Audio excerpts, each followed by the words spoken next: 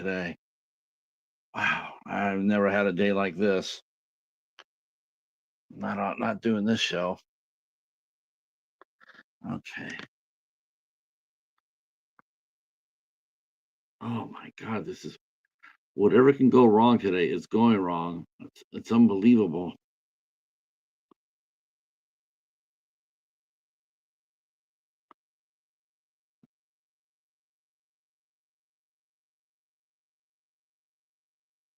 There he is.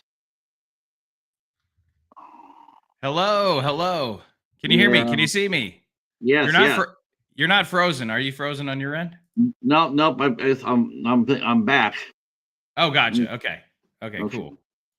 Yeah. What happened was I was bringing you on, and then when you called, it just knocked everything out. When you called in and went to try to get try to get your phone call, it knocked everything out. It closed the room on me.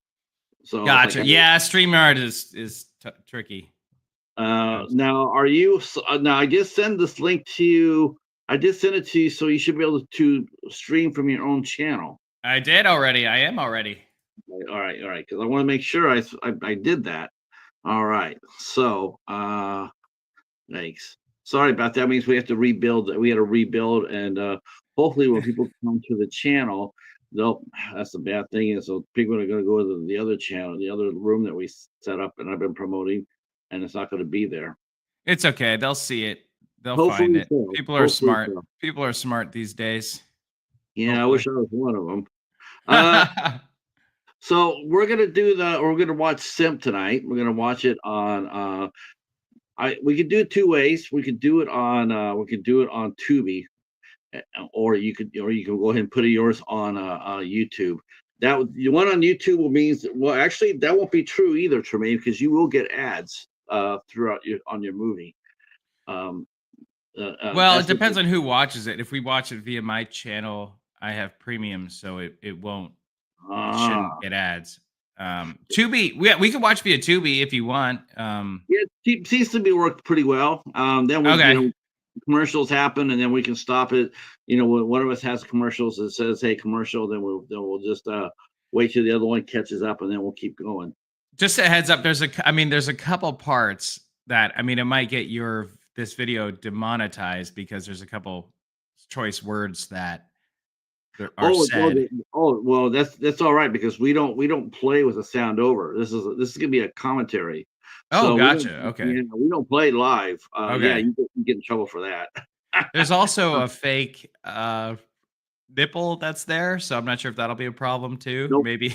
Okay, it won't be a problem. Yeah, okay. if they watch it on your channel,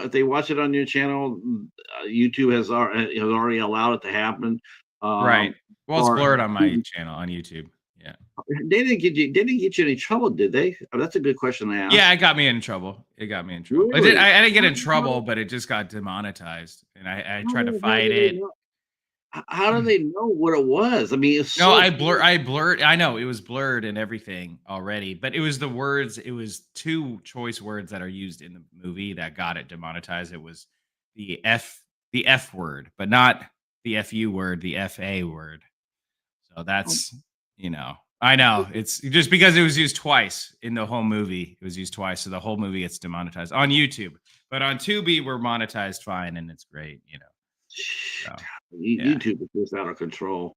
Yeah, it really is. Well, and that's the thing is it's the context. It wasn't even. It was I could see if it was used in a hateful, derogatory manner, towards someone, but it wasn't. I mean, it's characters two brothers talking to each other. I don't know. Anyway. All right, let me bring up my. Let me take a sip from my mug. Yes, man, I'm ready to need a lot more than that. You like my mug, Patrick? I love it. Oh, that's really cool. Yeah. Now, did you have those made for the movie, or were they part of the production, or?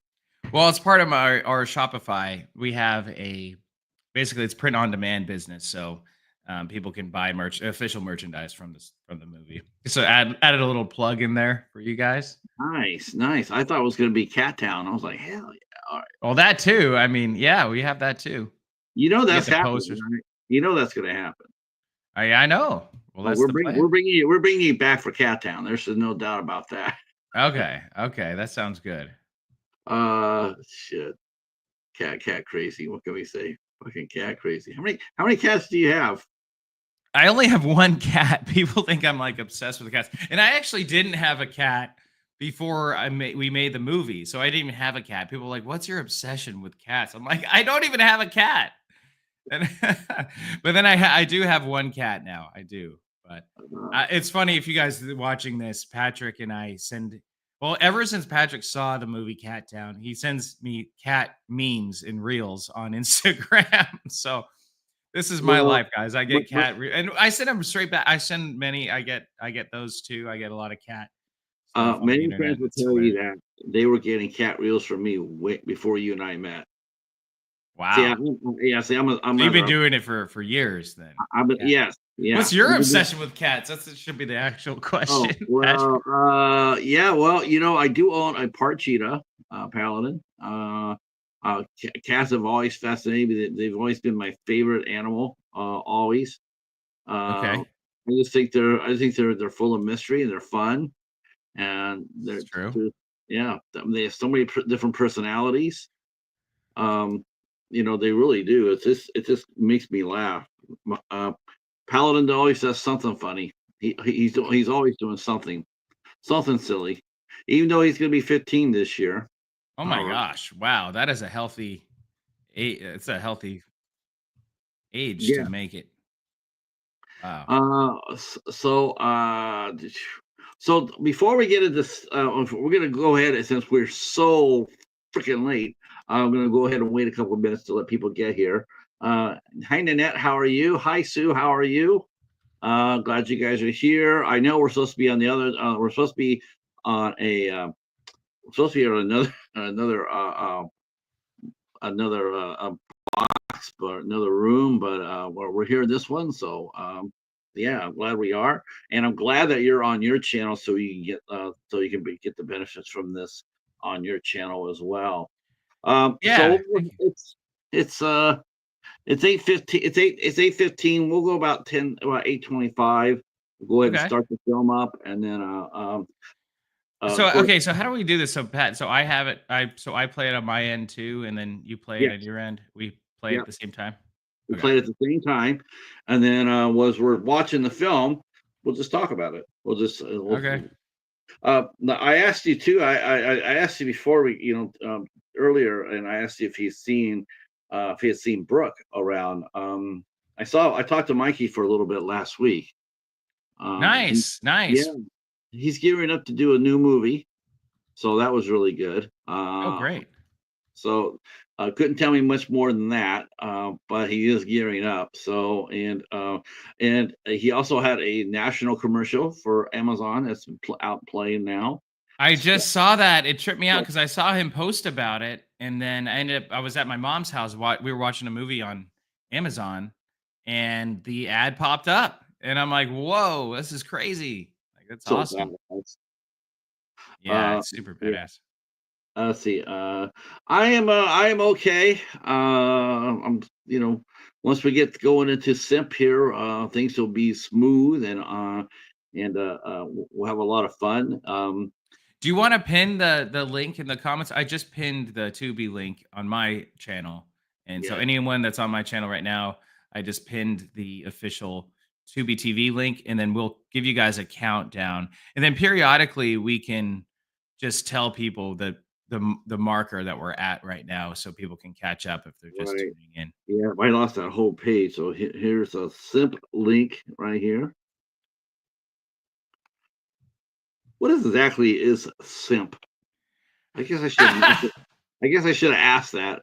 I know there's different terms, but you know why? You know why I asked that? Because so many people use the wrong definition for terms. Like people are saying woke.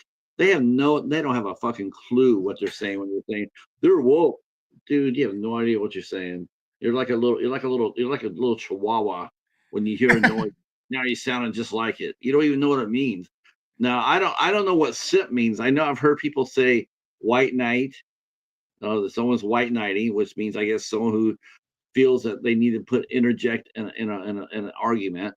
I've heard of that. Um, Yeah. As far as well, shit, who hasn't been guilty of that?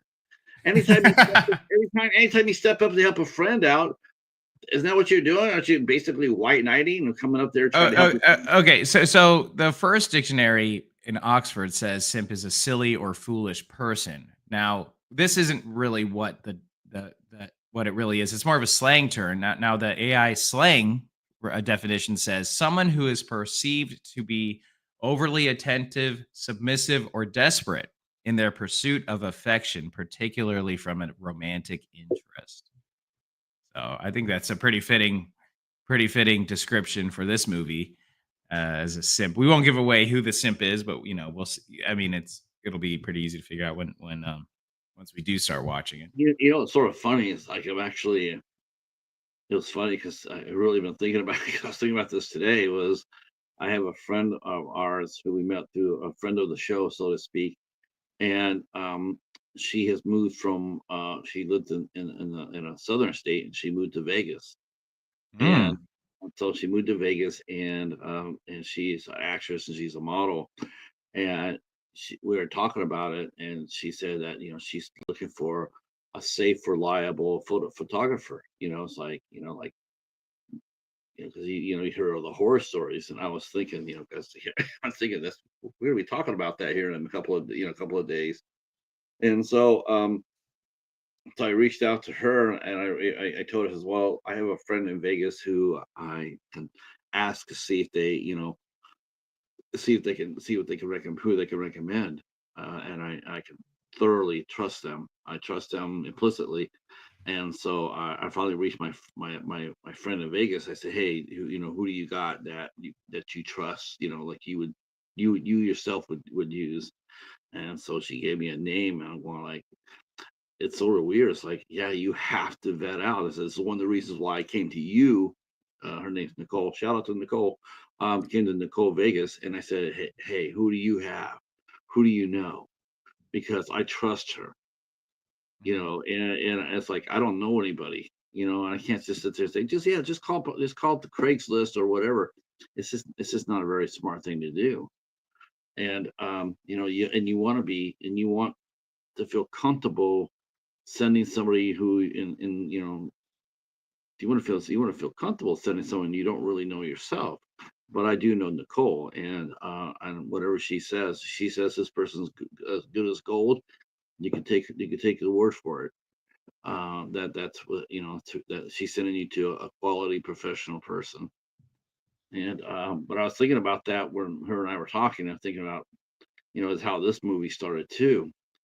And yeah, it's out there, huh? It's out there. People, and we're also talking to a filmmaker too about his film that he made called the Eagle Death of Queen Cecilia, and it's basically also a cautionary story, just much like Simp is. And he's talking about his character is has already reached YouTube famous, but then lost it. So Mm. her character now is just really trying to get back to where she once was. Like maybe she had, like the filmmaker who made it said that, he's been on YouTube for he's probably since one of the earliest ones.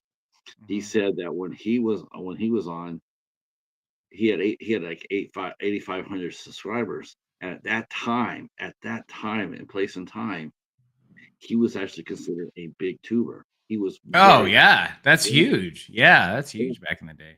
So back in the day, I mean, now it's like, you're okay. It's so tiny. You know, Yeah. I think the definition is, I think you have to have like 10 or 12,000 followers before you considered not a small tuber. Right. It's all relative. I mean, technically, You're a noob if you're under a thousand. Right. You're kind of Yeah. 5,000. You're up and coming. 10,000. You're more rocket Yeah. launch start type Well, thing. I think a people, hundred thousand is now. I think now 100,000 is kind of that first point. And then I don't know. It is crazy, but yes. Nightmare says. Are y'all going to count down when to start the movie? Yes, we Yeah, will. Yes, we will. yeah, We will give you guys a yeah. Actually, countdown. actually, we will go ahead and start this in about. Actually, we start this in about 60 seconds. 60 seconds, guys. Okay, countdown. 60 seconds. That's such a. I love that picture of Brooke right there. I, Yeah, don't you? It's a yeah. good poster, isn't it? Have you talked to her? I I yeah, I mean, I yeah. talked to her in passing. I mean, we'll message each other like funny, Oh, memes or whatever, respond you're to different you're not saying her things cat like name, are you? no, no, No. no, no. No, I'm not. We did a behind the scenes. If you want to see the behind the scenes of how we did the poster, that's on my YouTube channel. You guys Okay. can check it out afterwards. So it was really Yeah, you interesting. know what? I'm excited. I'm excited. Does she got anything new coming up? I mean, she got any? She get booked for anything new that? You gotta ask her. I know she's doing some training. I think she's doing some groundlings training in LA. I think she's definitely doing a lot of dance stuff. She does a lot of dance stuff with Okay. her boyfriend and everything and Yeah. all that. But yeah, she definitely should, Brooke. If and when you're watching this, definitely do more acting, act for more Oh yeah. things. We want. Yeah. She's destined. I mean, she's got that. She got the package. She got the talent, and she's got the drive. And she got the acting chops. Very, very. I thought she did great. Considering she was, acting against a very strong actor himself in Mike Markoff. Mike's very, very, very strong, and for her to come up there and just, hold her own and make that movie, people are going to find out here in a minute, um, make this movie, outstanding. Yeah. I hope that she comes back in front of the camera very soon. All right, here we go. This is Simp, and away we go. Simp. I just so cracks me up that term. Yeah, let me know when to press play. By the way, guys, if you guys are new, I'm Tremaine Hayho. I wrote and directed this movie. It's called Simp. Wrote, directed, produced it, and we will get into details. Patrick, feel free to ask me anything while we're watching it, and hope we have a good time. Hope you like it. That's right. Man, sorry about the smash up. So it's like, You're fine. You're fine. so what did the idea of this movie generate from Tremaine? I mean, you've done some other films, and you've done some other films that you Wait, worked real on. quick, have you pressed play yet or no? Yes, yes. You did press play. Okay, wait. Let's do a clear countdown for everybody. Let's go back to zero. Let's do a clear countdown, and we can start it officially. We want to make sure we're queued up, we're synced up, Patrick. Right? That's right. So, okay, You want me to do a countdown of five, four, three, two, one, go? sure. You're the Okay. yeah. You're Okay, guys. Are you I get guys the clap. ready? Go to that link. I Click got on the the link right clapping. now. Okay, I got. Yes. Guys, if you're watching this right now, go to the link on Tubi TV. It is pinned on our comments right now and hit that. We're going to give you guys a couple seconds to do that. Go do that. Go do that. Go do that. Who's all ready? If you guys are ready, say one in the chat. Hopefully, someone says a one in the chat. And away we go. If not, you guys can all catch up with us at some point. But we are at 0000 right now, That's right here, right. right now. I'm Tremaine Hayho. I'm with Patrick, aka Have Cheetah Will Have Cheetah. Watch That should have gave Party. that should have gave you a small indication about the obsession with cats. I, okay, we'll talk about the cats. Okay, great. Nanette's here. We're ready. All right, we're gonna give you guys. We're at 000 right now. We'll give you a 5, 4, 3, 2, go. Uh, Money doesn't matter. Yeah. So Uh, interesting about that quote. I was on a vineyard shoot and turned out to be Francis Ford Coppola's vineyard. We found out the day of and ended up getting to interview Francis Ford Coppola, the director of The Godfather. And I asked him what his biggest advice was that he could ever take away. And he said that money doesn't matter. That's what he told me. yeah. People always say money doesn't matter. The only people that ever say that is to people who already have money already. Well, exactly. And by the way, we were sitting on his 2,000-acre chateau, Yeah, Patrick. yeah, 2,000 acre. The guy owns mountain regions. The guy yeah. owns forest regions. Okay. But So, but money doesn't matter. but money doesn't matter, right? And Mario and I were splitting the Motel 6 down the street so we could be, you know, I mean, I wanted to tell him, "Hey buddy, why don't you and I switch bank accounts for a week and then you tell me money doesn't matter." Right? Yes, Yeah. there's our girl Brooke But looking I did. looking There's our lovely. leading lady, Brooke. Yes. Yay! Mm. You're on So the how did now, had you met Brooke before? Had you known her before before you made the movie, or how did you end up casting her as our leading lady? Yeah, so we met on this bachelor party movie. We have a mutual friend, Sean Valentino, who he actually found her via his casting that movie. And then Brooke and I became friends. He hired me to direct that movie. And it's a silly over the top, like basically he's kind of like it's like a James Bond Mission Impossible parody, but on a very zero budget type thing. And we met. She played like a blonde bimbo type, but I met her. We got along. We laughed a bunch. She's obviously not a blonde bimbo. She's really smart, really I was gonna say, intelligent. I was gonna say anybody who thinks that she's yeah, you do that at your own peril. Well, Um, yeah, exactly. And then that's kind of what I wanted to portray in this movie, where I didn't want her to just be some damsel in distress or some blonde who's dumb that, I didn't want it to be like that typical, because the story isn't a typical story. I mean, I mean, she is doing something right here. When I was watching this, I rewatched this scene a couple of times where she did make a mistake. Her character makes a bad mistake here, and it's like it does happen. And I thought, like I said, this is what I really like about this scene right here is that while it's there for the story, but even as you're watching it, there's something in the back of your head going like, I need to mark this down in my head to make sure me or any of my friends are not in this position. Like this is not while this is a movie, unfortunately, this right here is stuff that we see off too often. Right. Um, Real quick, I want to say shout out to Ramos Oil, my friend Dylan. Uh, his company, Ramos Oil in West Sacramento. This is where we shot this part. We had an empty warehouse to shoot it at. So that was really awesome. What's up, Lisa? Good to see you. We're doing a director's commentary. We are at 3 minutes, 34 seconds. And she's just and walking in to the darkness. just walking in.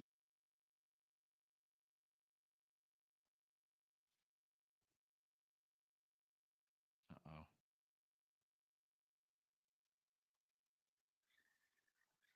So with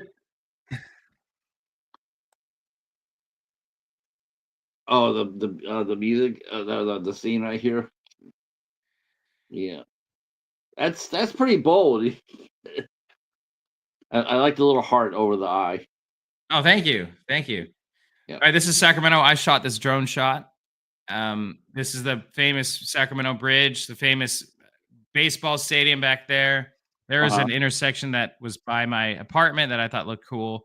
So we're just showing that they are driving up to this. This is a Forest Hill Bridge. It was in the movie Triple X starring Vin Diesel. Vin Diesel jumps off that bridge off a car.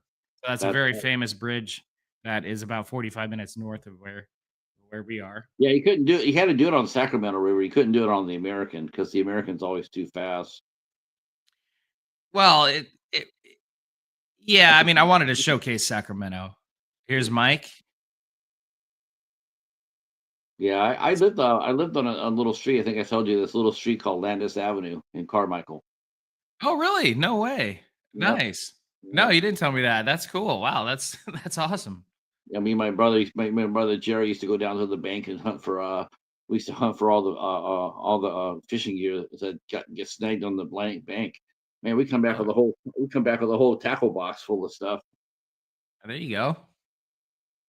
So here we go. So Todd improv that the way he delivered that line, which is I thought was pretty funny. His actual name is Todd. He's a good friend of mine. He's a filmmaker in it himself. I hear that casting directors and sometimes directors they'll do that to an actor. They'll give them their first name as a character name to help them get through the script, like because you know sometimes you don't always necessarily know your name. You're like, okay, you're gonna be, your real name is John, but we're gonna be calling you Joe here. And sometimes they forget, and they Yeah, and for me, a lot of people put a lot of weight on making names, and I'm like, I don't really typically remember character names unless it's like Luke Skywalker or something like that, so it doesn't really matter what their name is, to be brutally honest. Um, I think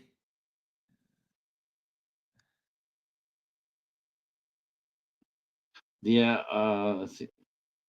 See, I don't think you're dumb just because you do something not smart. No, I don't think her character was dumb. It's something new. I mean, a lot of people they don't know. well, they That we don't. They don't know. All of a sudden, here you are. All of a sudden, you start becoming a social media influencer or personality. There's no training class for that. There's no. Okay, I'm going to go to class and learn how to become a YouTube person. You know, so and you hear people tell stories all the time. Hell, I hear stories all the time oh, about how many actors. I can't tell you how many actors I've talked to that got their first jobs through Craigslist. there's the fake nipple, by the way. Sorry, it's a fake nipple, guys. So Oh my gosh! Oh, Um, so she agreed to wear pasties, but the thing is, this is loosely based on a true event. And what really happened was the girl got kidnapped in the trunk, and her boob was exposed. And the kidnapper ended up covering her up, and she thought that was kind of weird that he covered her up versus like taking advantage of her. So anyway, that was inspired by that. But she didn't want to use her real nipple. So I'm like, well, what if but Amazon had fake nipples? So we got fake nipples, and that's the rest of the story there. it's funny too. See, I see. I think I like the idea that she didn't feel like it was going to stop the story, and neither did you. It wasn't, it was like, okay, if it's there for a split second, it's there. But it's not like you walked up to her and said, "Okay, here's what we're going to need you to do. We want you to be topless when we open the trunk door." Right, It's exactly. like, It serves the purpose of the story, and then also it's that subverts expectation. Oh, we got an ad right there. Did you get an ad? not yet, no, but I'll stop until you come back. Okay, pause it, guys. We got an ad. Pause it while Yep, we get paid, which is nice. This is a yeah. nice thing. If you guys have an ad, just wait it out. And I'm watching a T-Mobile ad right now. It's always interesting seeing what type of ads that Is you two that they throwing serve. ads your way? No, Oh, okay. no, unfortunately. I've thought about maybe I'll bleep out a lot of the curse words and then re-upload it. What do you guys think? Should I do that so I can be monetized? No, I think you should show your film as it should be showed. Yeah, I know. It's that tough thing, but it's like I lose out on money. So, Yeah, um, yeah. but then I figure like, hey, if people want to watch it for real, they can go to I Tubi just TV. personally, I think what really sucks about this is the fact that you can't turn around and sit there and tell YouTube like, "Hey, I'm and so, and this is my account, and this is my channel name, this is my account number, and we're gonna be watching my movie at this time." And so you can play it live. You can play it live if you wanted to, uh, in front of an audience. But a lot of times, I mean, no, we always get snagged. As soon as it's like I play, if I played your movie live, as soon as there's any music or anything in there, I get nailed for that. I get a strike. Yeah. Oh, totally. Even though you, that's why whenever I have bands come on, I always tell them you have to do original music. You can't do covers because if you do covers, I'm gonna get tagged for it. I'm already gonna get tagged for it anyway. Even if you do originals, but it's easier for me to go up there and say it's they're guests, they're friends, I'm interviewing them. And the Totally. thing is though, are you back yet? I'm back. I'm back. So I'm at 848 right now. We see the top of the cabin. It's a beautiful cabin in Forest Hill. Let's go back to. I'll do a little countdown to play, or did you hit it play yet? No, I'm 20 Okay. I'm 20 seconds behind you. Oh, okay. How did he get 26? Okay. Man. Get to 848. Pause it. Then we'll do a 5, 4, 3, 2, 1. Okay. Ready? Go ahead and do Okay, the ready? no, no, 8:48, guys. If you guys aren't, I got a commercial now. oh, you got a commercial now. Okay, all right. That's okay. So that's why I think. So we'll wait. So I think we do have the same commercial. So I don't know how you got 20 seconds I had behind me baseball. because you did it the same exact time that I did. That's weird. I had baseball, and now I'm having T-Mobile. Okay, I had T-Mobile as well. What happened to Zach and Donald? They were doing. I thought they were doing T-Mobile. Oh, I'm not sure. Speaking of Donald, I'm going to see Donald Glover tonight. Super Yeah. random. There's a California Film Festival, California Film Foundation event, and it's the 30th anniversary type thing. And not Donald Glover, Danny Glover, Danny Glover. I was gonna say. I Donald thought you said, Glover's his son. Yeah, did I say Don? Yeah, Danny is Glover. Donald Glover his son? Donald Glover is his son. Yeah, Oh, I didn't know yeah, that. yeah. You didn't know that? Oh, Yeah, wow. yeah. That's why he's so good. I think really I did not know that. Okay, I'm back. Okay, are you at 8:50. 8:48? Yeah. Okay, 8:48, guys. Ready? 5, 4, 3, 2, 1, go. Man, that's cool. So this is Forest Hill, California, at a cabin. It's an Airbnb. Actually, I asked permission of them before. I kind of struggle with that because sometimes if you ask places if you could film there, they jack up the price, or they just say no, like, oh, I don't want anyone filming here. But they were actually really nice enough to let us film, and they were great. Let's see. The net is saying I have a Fire TV, and the commercials I usually get center towards me when I watch. I don't know. I don't sure how they do that with Tubi. Sometimes I think they do that too. I think they center their commercials to what you pick and watch on their, what movies you watch. I sometimes feel that's what they do with the commercials. They aim those commercials at you. So this place, yeah, we can keep let's talk about the movie. so, um, so this banter is like a lot really brotherly, but he's the younger brother, but he's kind of the lead, and he kicks the older brother out. And even though they're kind of partners in crime, he's like, "Oh, I got this on my own." Um, I really think this cabin was perfect. It took forever to find it. You had to do a lot of digging for location scouts. It has to be the right location, has to be the right price. It has to, we're indie film, so then of course here's a little visual sight gag. U.S. president, really alien in human suit. So like just a goofy National Esquire. I remember growing up, I saw those like Bill Clinton. What was it? Bill Clinton knows the secrets of UFO, and Monica Lewinsky's an Oh, alien, and all, yeah, all this. world news this week. Yeah, They always have Bat Boy on Bat Boy. Yes, Bat Boy. Yeah, Bat Boy comes out of his cave, like all this stuff. Uh, Shout out to Fair Oaks Brew Pub. This is at beautiful city called Fair Oaks, and it's a Fair Oaks Brew Pub. Wei Wei is the owner. She played the waitress, so that was her little cameo. And here she is. Also, that's right. this is Tuesday. A lot of filmmakers. I know I'm not the first person to ever do this, but I always like movies that are self-contained. So we know that this movie takes place in the span of a week. So it's kind of I like movies that whether it's 24 hours, 48 hours, one day, or 1 week. I always like movies that are self-contained that way. Now, what are the movies? What are some of the what are some of the movies that influenced you on this? Because when I was watching this, there was one movie I could think of, though. I'm not sure if you would. I'm not sure if you would know about it.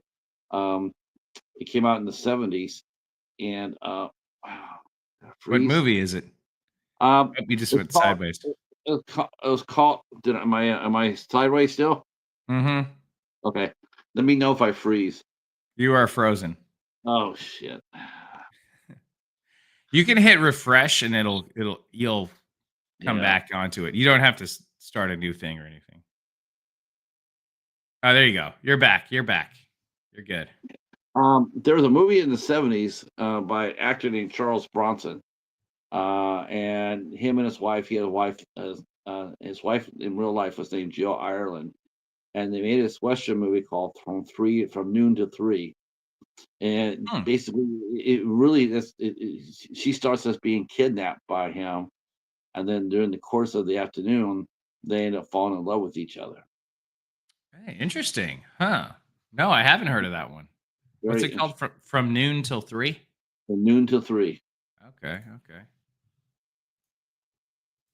Now, oh yeah, now we're talking. Oh my god, real Yeah, courage to do that. I mean, he's but he's it's so just that nice. was He's so nice to get, kick the water ball to her, What a guy. now. Where'd you come with the idea of using the medieval bird faces? Those bird faces are they were termed what, medicine men back in the Middle Ages? Yeah, so the original story, they said that there's this underground organization called Dark Plague or Black Plague or something, and their symbol were all these like plague doctors. So I was like, all right, that's kind of a cool look and it's a simple and effective way to use it. And then it's like one of those things where you're kind of like, oh, is this guy going to be wearing this mask the whole time? You know, but I guess spoiler alert, he doesn't. This is one of my favorite scenes to shoot, ironically. Top Ramen. It was we like in my first movie, there we had him called Ride Share, where he prepares a burger and he poisons the burger and he puts like a smiley face in powder on the burger as he's for his food delivery drive. So I kind of want to have that in each of my movies, a scene where someone's prepping food at some point. But top ramen is like, what's the cheapest thing that he could be feeding her at this You should at actually, this if you moment? did this, you should actually put a feature top ramen in every one of your movies. I should. I I should. talked to a They should director. give me royalties. Give me free top ramen for I one. talked to a director, and every one of his movies, he has Pop Tarts in it. We look at Oh, every really? one of his, yeah, every movie he made, feature or short. There's Pop Tarts in a scene. Real quick, if you see this, her nails, she's got donuts on her nails. So she's she's like super extra. I told in the casting thing, I said, "Oh, Amber is a super extra girl." And in her audition video that she sent me, she had these nails. Now, now here so here there's a Russian like underground thing, like he speaks Russian.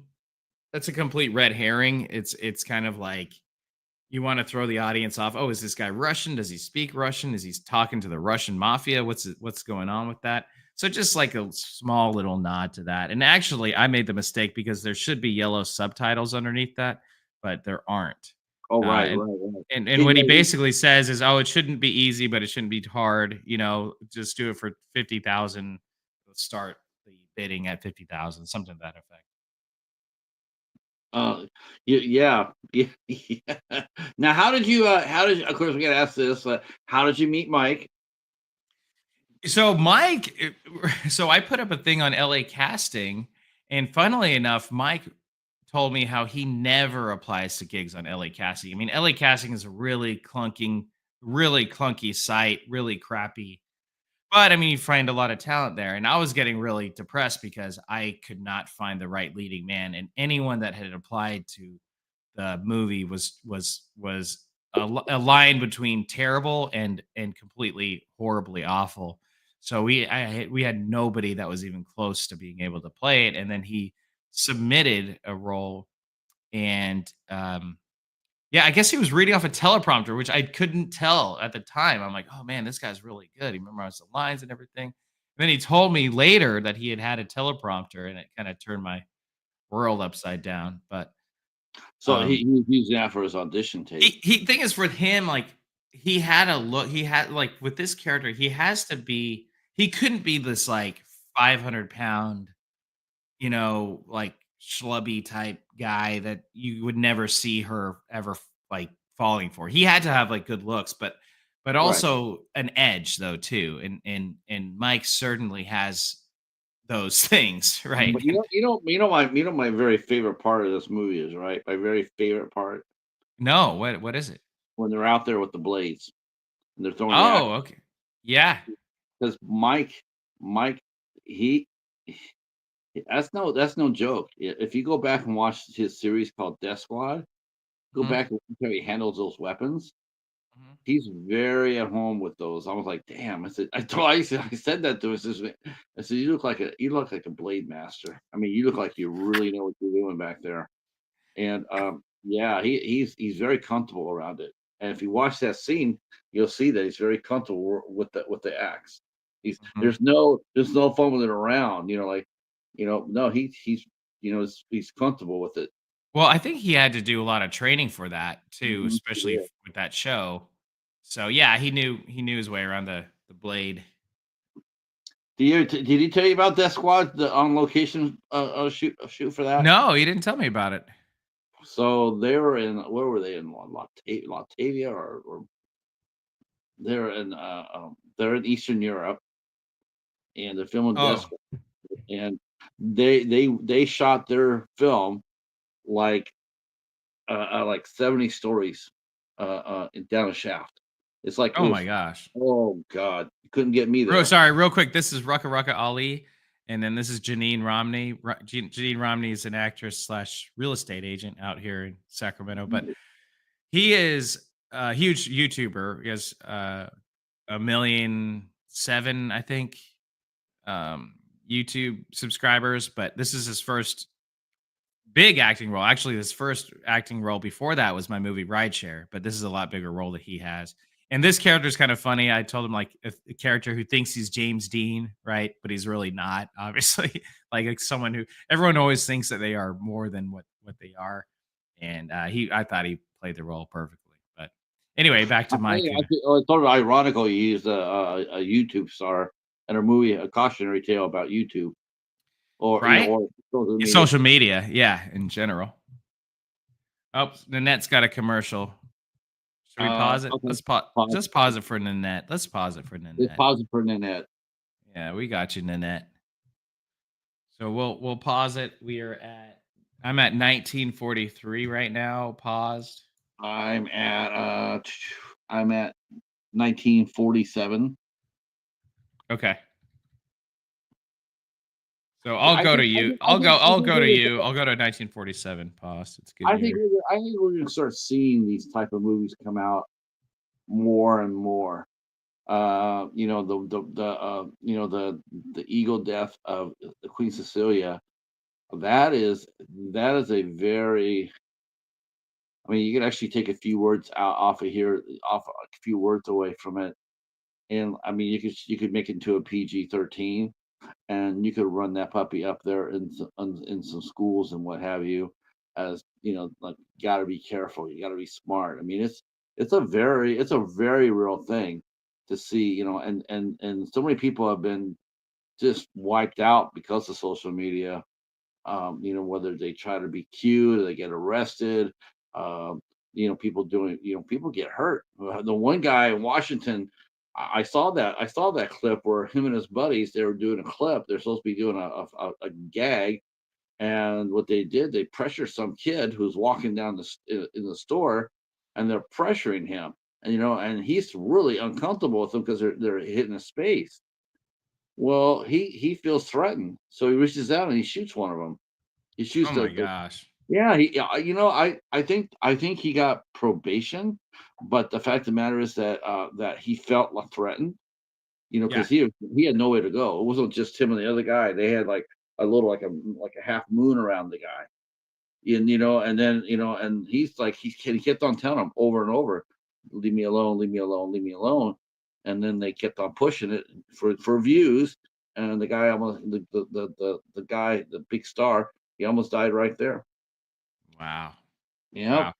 Well, Um, I know I fear for a lot of people what they try to do for views, what they try to do for attention, and when you get rewarded for more views, it's really really scary. It's really a scary thing. okay, is Nanette, are you back yet? Nanette, where you is Nanette? Where you at? Mhm. Man, that's a nice looking microphone there too. Thank you. you got the bow tie on, and man, You you're ready just to go. noticed this, Patrick? We've been on for 48. I know, I'm here, it's a show. If I'm the director, I gotta be, you know.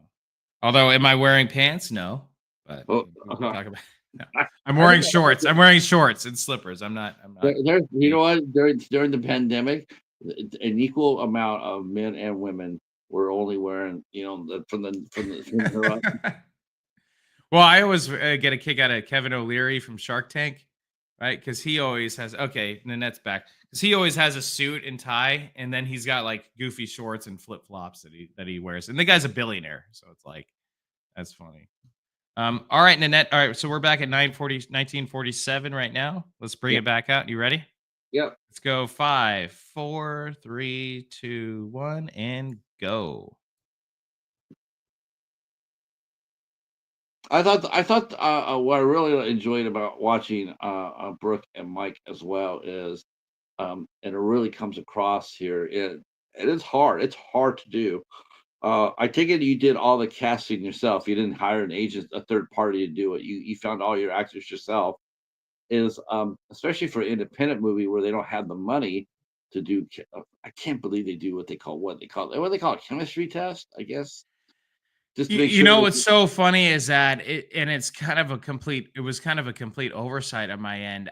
We never did a chemistry test with these two. I was just thinking like, oh yeah, they'd be good for the role. And then they finally, they did some run throughs on set and stuff, and it was just perfect. I mean, it was just fireworks. I mean, they were able to work well together with each other, and then in any downtime, they practice. They practice for the next scene the next day, or they practice, the same day before we're rolling.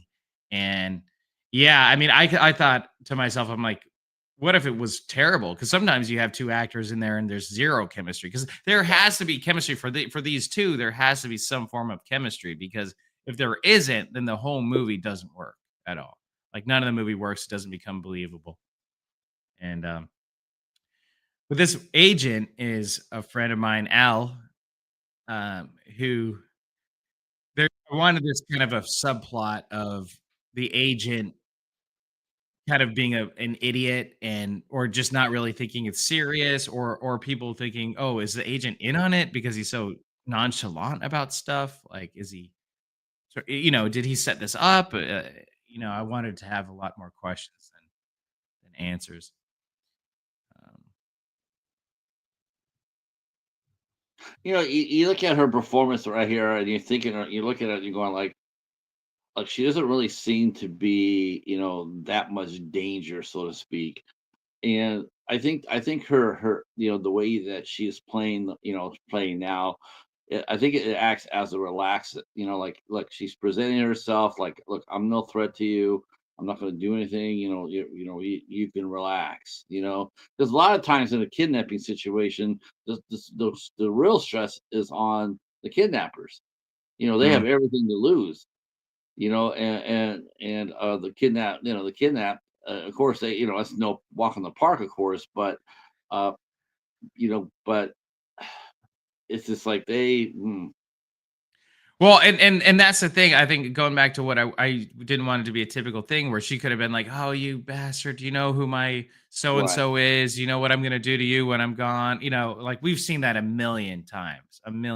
And right. for her, I wanted her to be more of like, "Hey, you know what? If I'm nice to this guy, I can do this." Now, this scene was filmed the first day we shot. This is the last thing we shot the first day, and it's like 8 pages of dialogue. It's a decent amount of pages of dialogue, and they really crushed it. I mean, we did I a mean, bunch of different no, you takes. just look at Mikey's character here, and he seems, he knows that he's he's in his eyes. He's sitting there, and he's sitting there, and he sort of knows like he doesn't want to do this, and then it's almost like pressure on him to do it. Like he has to. He doesn't come across as a straight out vicious guy. He comes across more like a guy who just got in over his head. Well, you nailed it, I think, and that was the thing about with this movie is that he's not this cut and dry villain. He's not just this evil guy, right? And you're kind of sentimental towards him in Yeah. certain ways. You kind of feel bad for him. And real quick, it's kind of funny. I kept having to tell Mike to. I'm like, Mike, could you just button up your shirt a little bit? But then he didn't. He just wouldn't do it. He wanted to show the little chest hairs and stuff. But but I mean, the character Dan should be You got more you gotta give the like ladies. reserved. Like, well, yeah, exactly. Got to give the ladies something, but at the same time, like for Dan, he's really self conscious, right? And Right, yeah. and the way a lot of people hide their insecurities is he tries to brag, like he says how I'm you know And, uh I'm sure he also did part of that.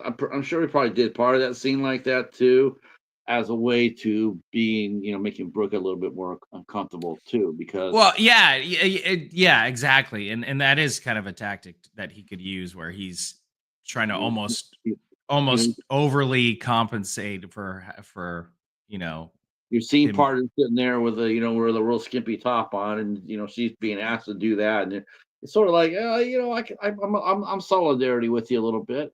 I mean, it drives the story. It does drive the story. See, he feels like this right here, all this type of menace right here. He just feel like he's just like, man, it's not, he's not harmless. Don't make that mistake. I mean, Yeah, especially you this shot right there when you see him and it gets the rack focus to him.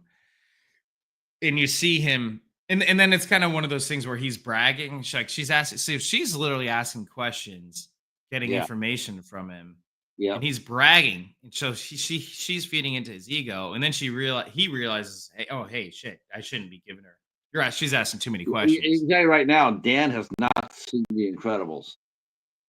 Oh, really? No, you can tell that because if he does, he would know that he shouldn't be monologuing. I haven't seen The Incredibles, so You haven't seen that's The Incredibles? no, I haven't. Oh The my computer god. animated movie, right? I think every film director needs to go and watch The Incredibles because there's some funny ass shit in that I movie. think I tried watching, but I got so annoyed by the mom's voice because she like talks like this the whole time, and it just Oh, like, Holly Hunter? oh Yeah, yeah, yeah, it just bugged the crap out of me, so I didn't watch the full thing. yeah. Holly's, yeah, she got that voice. But maybe But they maybe I'll check it out. Maybe I can look past Oh, that's that. a classic. That's a classic. Is it? The superhero story. So, you know, one of the key points is the main villain gets up there and he starts saying how villains tend to monologue. They sit up there and like that's what they do. They get up there, they'll get up there and spend 20 minutes on what they're gonna do to you, and then they leave the room. It's like it's just hilarious. That is true. That is really funny. I know it is funny. Or villains always tell you what they're going to do to you instead of just doing it. You know what I mean? Jason And Lee, he plays he trying to get my plays home. like There we the go. kid. Um, uh, God, what's his name again? Sim. Holy crap! I got the anyway. He goes up there and he's talking to the Incredibles, and he starts talking, and all of a sudden he stops, starts laughing, says, "Ha! He almost got me monologue." It makes me laugh.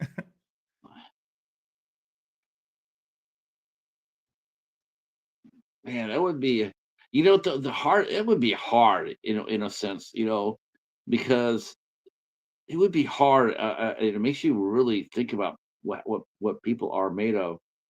But man, to me, it would be really hard to be that you want to hurt this girl. I mean, because she's really cute, and she's really pretty. She's respectable. I mean, she's respectful. I just think that every minute that you're there, you just like, yeah, we got. I don't want to be part of this. I don't want to do anything like this. Well, and that's the thing, kind of her tactic where, hey, if I kind of make this guy fall in love with me, maybe he'll let me go, right? But, And oh, we got Joe, aka Lake Fall Studio, in the building. What's up, Joe? We are at, if you're keeping track on Tubi, we are at minute 28:29 right now. So if you want to watch along with us, or ask us anytime where we're at, I will tell you so you can watch along with us. We're watching it at Tubi TV, so the place where we are monetized, which is really nice. But this is Yeah, where he's kind of this is where his like trying to be sentimental, like, oh, it's not my intention to hurt you, right? It's right, like, right. well, you kidnapped me. Yeah, you put drugs in me. I probably wouldn't be. Yeah, I'd probably be a Like little bit. this is like gaslighting 101. I mean, yeah, my intentions are to keep you safe. Like, drugged her and kidnapped her. He's like, oh yeah, yeah, well, I'm just here to keep you safe. like, like he's her hero, right? You know. Right, right.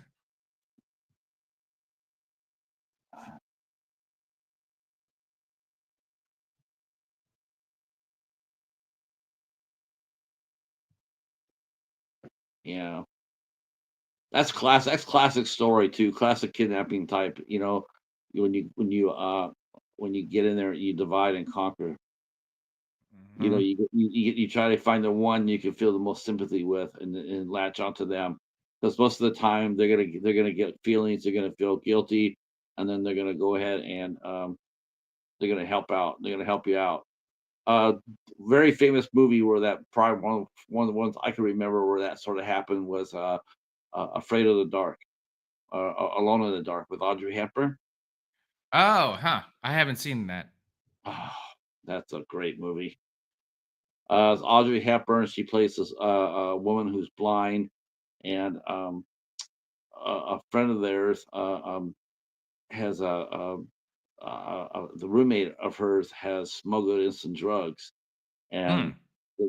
the, it got put in her apartment by mistake, and so they're trying to recover the package of the heroin package. This is in the 60s, and she's blind, and one of Richard Crenna's characters feels sorry for her because they're trying to find this drugs and do it by deceit.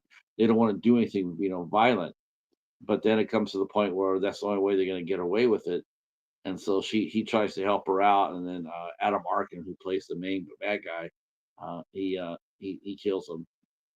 Oh, But wow. he was trying to save her. Dang. Your real estate agent did a really nice job. Rose. Shout out to Janine. But Yeah. yeah, that line was improvised. This is just a party for me. I think that's a pretty good one.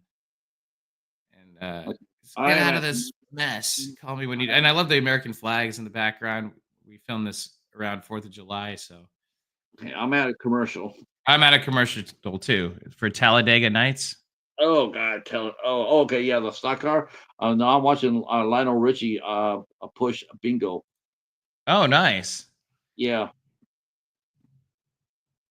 All right, and we are at Wednesday. Do you have a long break or is it a short break? Right now I'm still watching Lionel Richie. Okay. Oh my God, all these commercials are mostly all gambling sites. There's another Oh, one. Yeah, I still got another gambling site. you mind if I make myself a cup of coffee real quick? No. No, go Okay, ahead. okay, okay. I'll be right back, you guys. I'll be right back. Yeah. Patrick, keep doing what you're doing. Break out your cat. I can.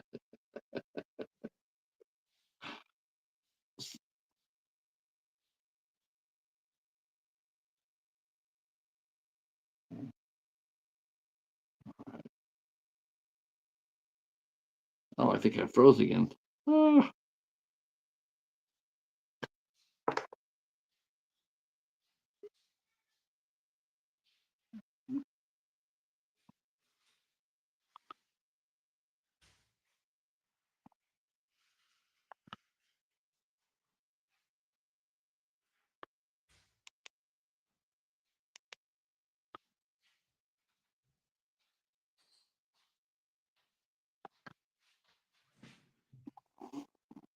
Okay, cool. And then that's at a commercial as well. My coffee's almost ready. I just fed my cat, and I'll bring her out in a sec. This is the weirdest Tubi commercial ever.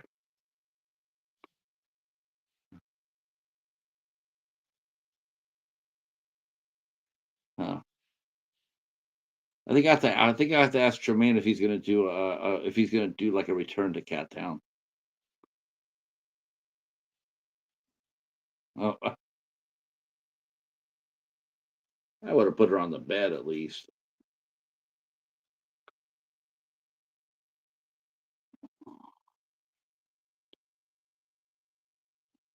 All right. Okay, we're gonna go ahead and pause until go ahead and pause and at 21 31:58. We'll get let Trevine okay, and now then that's in a commercial. Okay. All right.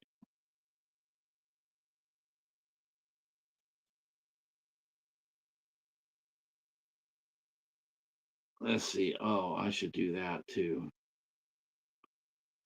You guys missed it.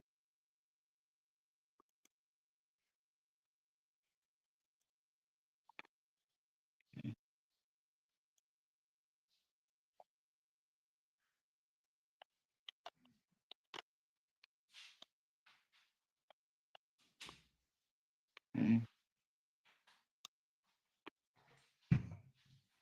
All right, I am back.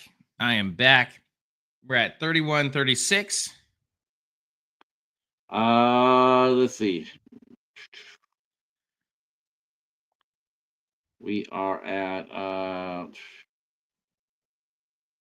where am I at here? I'm at 31:58. Where are you at? Okay, I'm at 31:36. Okay, let me go back. Okay, I'm right with you. Okay. All All right, right, that's outside of the cabin. It's perfect. All right, let's go. 5, 4, 3, 2, 1. 5, 4, 3, 2, and 1. there you go. So the outside of the cabin, that looks pretty iconic. It's an iconic looking log cabin. I love that. And then if you look at the eggs and bacon, it looks like a little smiley face, Yeah. or it Well, looks like Mr. Bill from SNL back in the day. Like, oh no, woo! yeah, oh no. So, just a little nod, a little funny nod. Those eggs and bacon actually look pretty good. I think we actually did eat those afterwards, or she Is did. that- Somebody. oh, okay. Oh, we call this the vape and bake, the bacon and the vape and bacon scene. So he's like chewing on the bacon and vaping in between munches. So Right, right, right. he's like nonchalant, like trying to be cool. Like, yeah, I mean, you notice he's getting more and more comfortable with her. So he's kind of letting his guard down more and more, and you'll see him kind of, he's wearing that flannel jacket now. You see him in his pajamas and his flip flops now, right?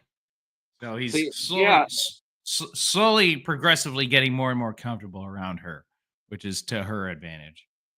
right, right. And he's just he's just talking and I mean it would actually have been interesting if he would have at this time if he actually would have put her on the bed or two actually take it away, unleashed under her hands at least while she ate. Like sitting there while Mm, sitting there, okay, I'll let you have your hands while you eat, but then I got to put them back after right, but yeah, well, he'll get to that point. This part with the wine, uh, we did use no, we didn't use real wine, so that kind of bugs me. It bugs me. Well, she didn't want to drink real wine, which that did bug me. Sorry, Janine, that did bug me though. 'Cause I oh, always did it? like I can always tell if it's real wine or not real wine or real wine aficionados, which I'm not a wine aficionado by any means, What did um, she drink? it was like grape juice. I think it was cranberry juice or something like Okay, that. okay. Um, but Well, I've always wondered about that. Do you have to go every time you go see a heavy drinking scene, like at a bar or whatnot, and they go back there and they grab drinks, and they pour. You always wonder, like, is that live or Memorex? you're right. I know. I think it depends on the people. It's technically not supposed to be. You're technically not supposed to be drinking on set, but I think there's a lot of actors that are method that way and have drinks. And Man, I kind of I think as long as you're not doing too many takes, I don't see anything wrong with having a real drink for effect.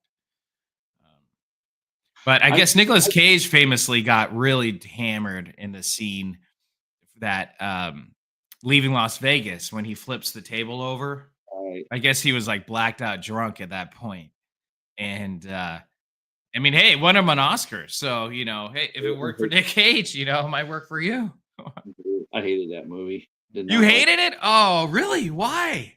Oh, I just hated it. I just thought it was just so I don't know. It's just it was self-indulgent. You know, it was like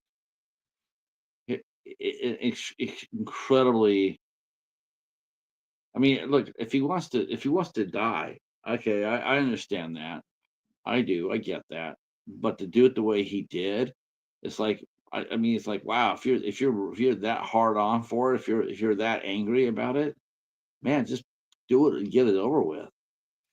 I And know, but it's a pretty tough movie to watch a lot of times. And I mean, I love that movie. You can't, it's not a feel good movie of the summer, but I mean, it shows alcoholism and as a real disease. And it is something that he's I so. th the one that got me, Tremaine, and it just killed me, was, when they did that movie, Gone in 60 Gone Seconds. Girl. No, it was Oh, Gone Girl. Gone Girl. Oh, yeah. That was talk about Debbie Downer movies. Oh my Ben gosh.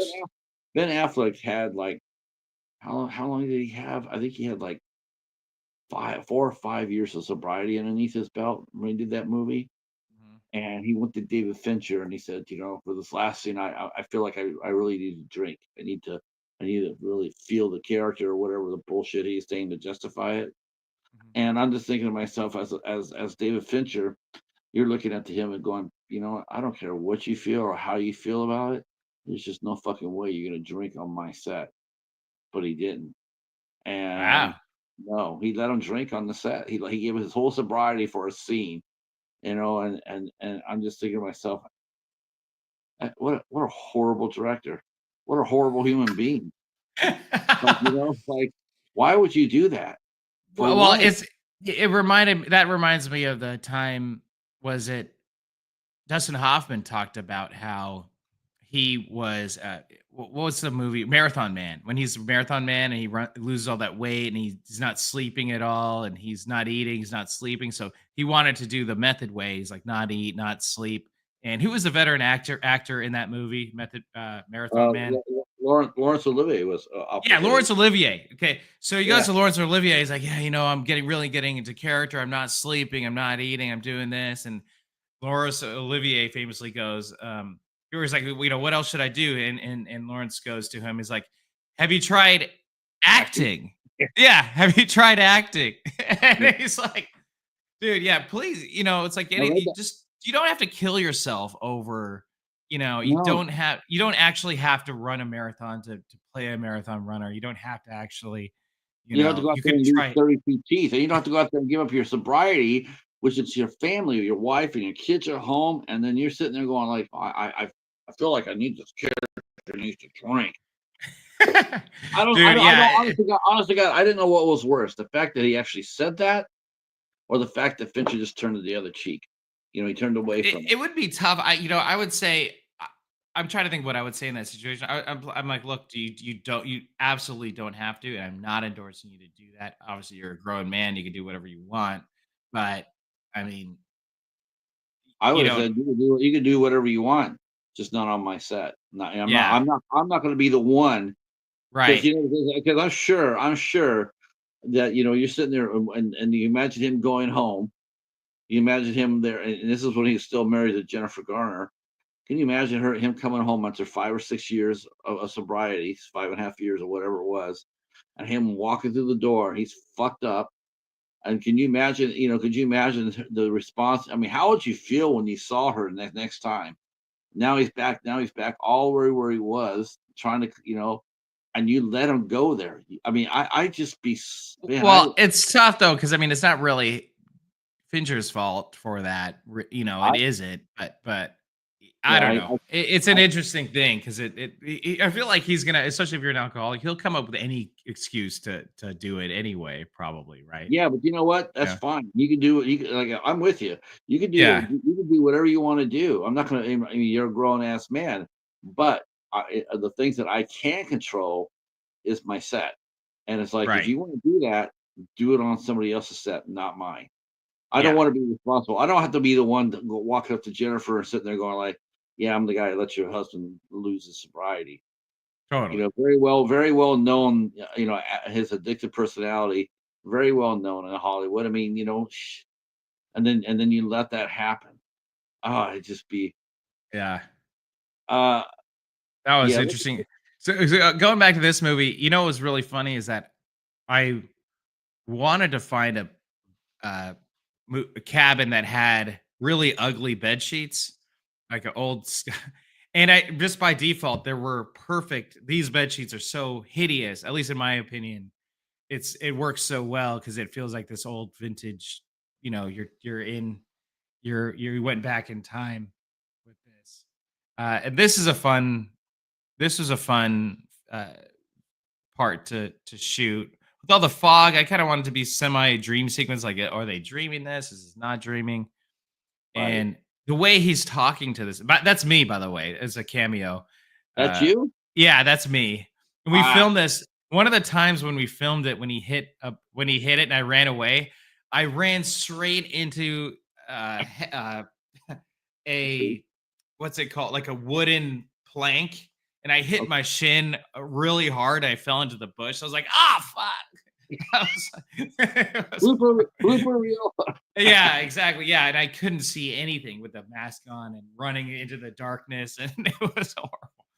God, I'm sure I'm sure your DP sitting there going like, okay, how long do I go before I say cut?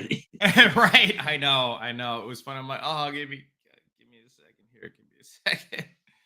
But yeah, and then also we wanted the subplot of he's that maybe there's another organization that's there knocking on the door to really make it real for her. But in reality, spoiler alert, that's do you know who that is? And who did you think that was at the door? Oh, I thought that was his partner from the beginning of the movie. Okay, perfect. You got it. So that is this partner from the beginning of the movie. And Yeah, he was I trying thought to it was come just back.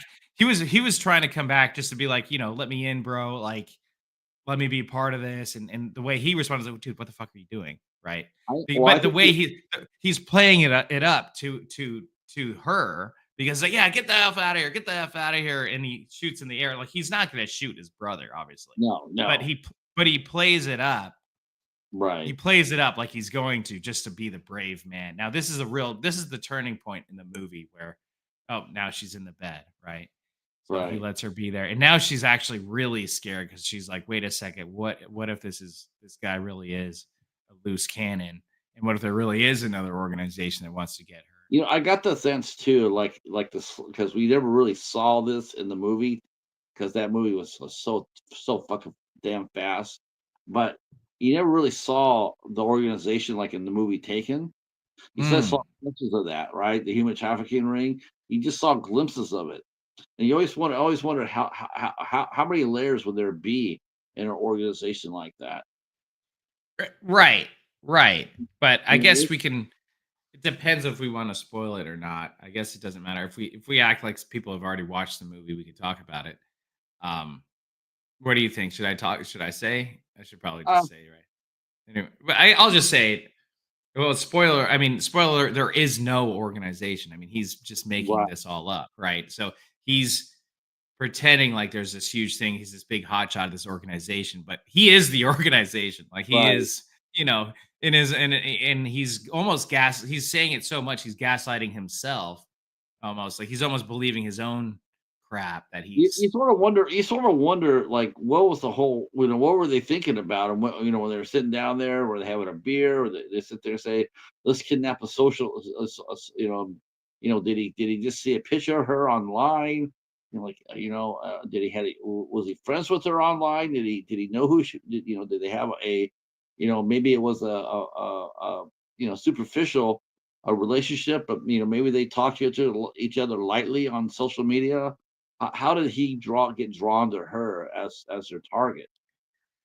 yeah, totally. Well, this is one of my favorite shots in the movie. The rack focus to him, like kind of watching her and he awkwardly walks away. Now, this part, the slow tilt to the or pan to the window, it's like, oh shit, she's thinking about leaving out the window, you know.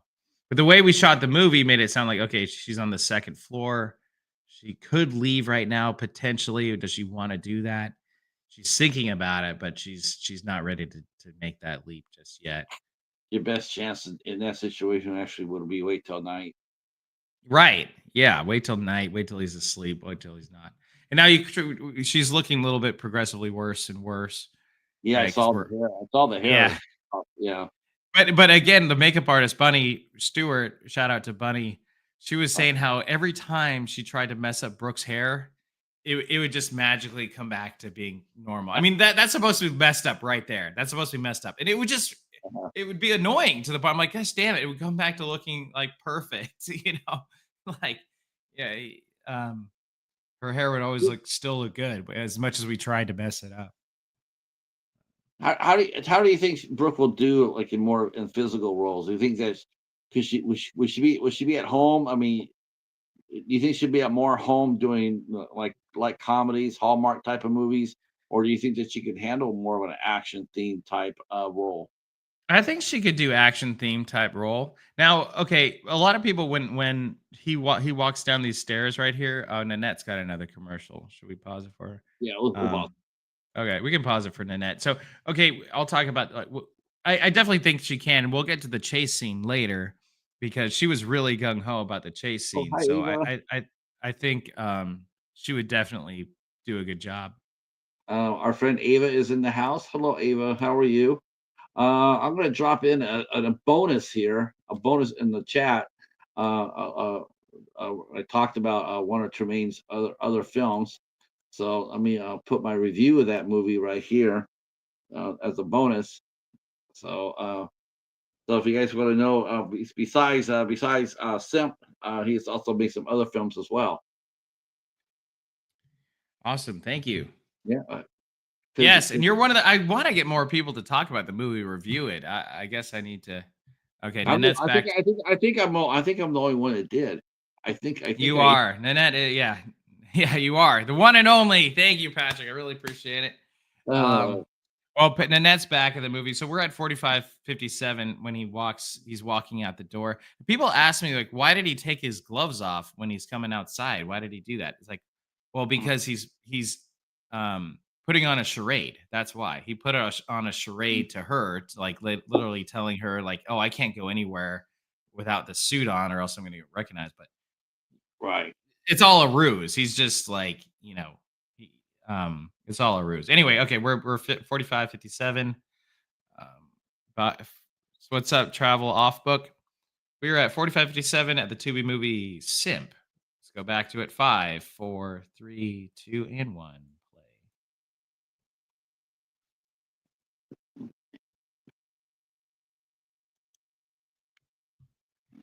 Hi, Travel. How are you? How are you? Nanette, Ava does she does music.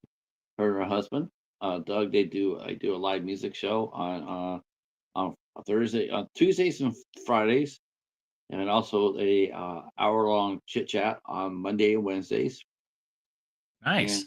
yeah, Now and this shot's for all the guys out there is our, uh, you know, uh, just kind of struggling to get out there, but it's like, what can she do to really, you know, is she willing to really break it. hurt? But the funny thing is, like those cuffs were so loose on her, so she had to really act that way Oh, because they kept falling off, and it's not even attached to something else. So she had to really.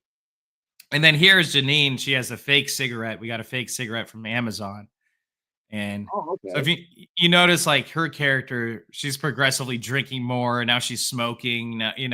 So she's the mom character where, So that was a fake cigarette. yeah, Oh, that's fake interesting. cigarette. Yep. From Well, good. Amazon. Joe knows all about Lake Fall Studio knows all about the fake cigarettes on Amazon. Okay, mom's See, look, upset. you can kind of tell more there in that part, but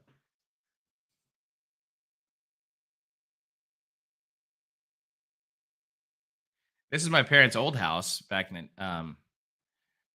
that where Oh, Rucka is. You'll see my dad's guitars from back there. And you'll see the Arsenal jerseys back there. He loves Arsenal. I love Arsenal too. English Premier League. And that couch, shout out on that couch. I've crashed on that couch many times. I That's fun. yeah, fond memories.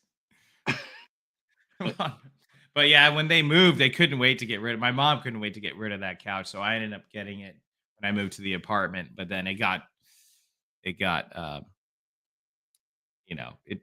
its days had been numbered. But oh yeah, we moved to a new place. I kind of put the couch out for the dump, and then the next morning I saw a homeless guy was asleep on the couch. So at least it got some good use. Oh, but that's in LA though, Uh, right? yeah, yeah. Well, okay. This was shout out to the Sacramento Kings jersey. My favorite player of the Kings is Jason Williams back in the day, number 55. I also love the number 5, and he was what they call double nickel, aka white chocolate, Sacramento Kings. So I figured it'd be like, what can we give her to wear that would be, some a dude type thing, and kind of guys would like to see girls in their jersey, and Oh gosh, yeah. Girls love hockey.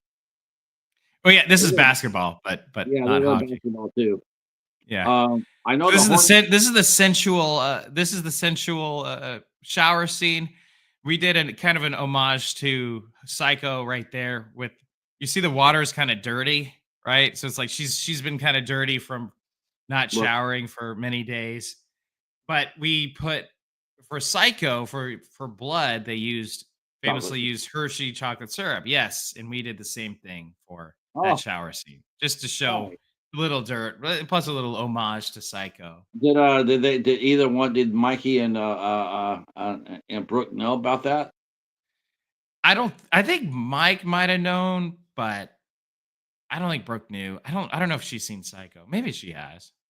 Yeah, 'cause she's really young. Right? How old was she when she did this with you? 21? I think she was 23. Yeah, I think she was 23, maybe 24 when we filmed it. Okay. But yeah, this is kind of Yeah, a I'm very curious to see what she does with the improv. I mean, that's got to be. Do you keep track? I mean, without sounding too goofy, but do you keep track of the actors that you work with to see how their careers go? oh yeah, I always like to see what projects they are if I see them post stuff or they send me stuff. I love it. Me too. Curtis Curtis is a guy. He played one of the bad guys in Rideshare. He played the guy who had the yacht in Rideshare. And have you seen Rideshare yet? You saw Rideshare, right? I know I have not seen No, you Rideshare. haven't. Oh, that was my first movie. I'd love to hear what you think of my first movie, Yeah. Rideshare. But anyway, he is making a lot of stuff, so I like seeing what he does. And then, of course, yeah, it's like Mike and his commercial, and you know, Oh, it's so um, cool. yeah, that's a pretty. I mean, I'm sure he got a nice payday. I don't want to ask him up front, but I mean, if it's Oh Amazon, God, no, no. A but national ad, you know you're making cash. You know. Now if I yeah, heard, yeah, actors will sit there and say if they do a national commercial, they say that could actually pays off the bills for a year.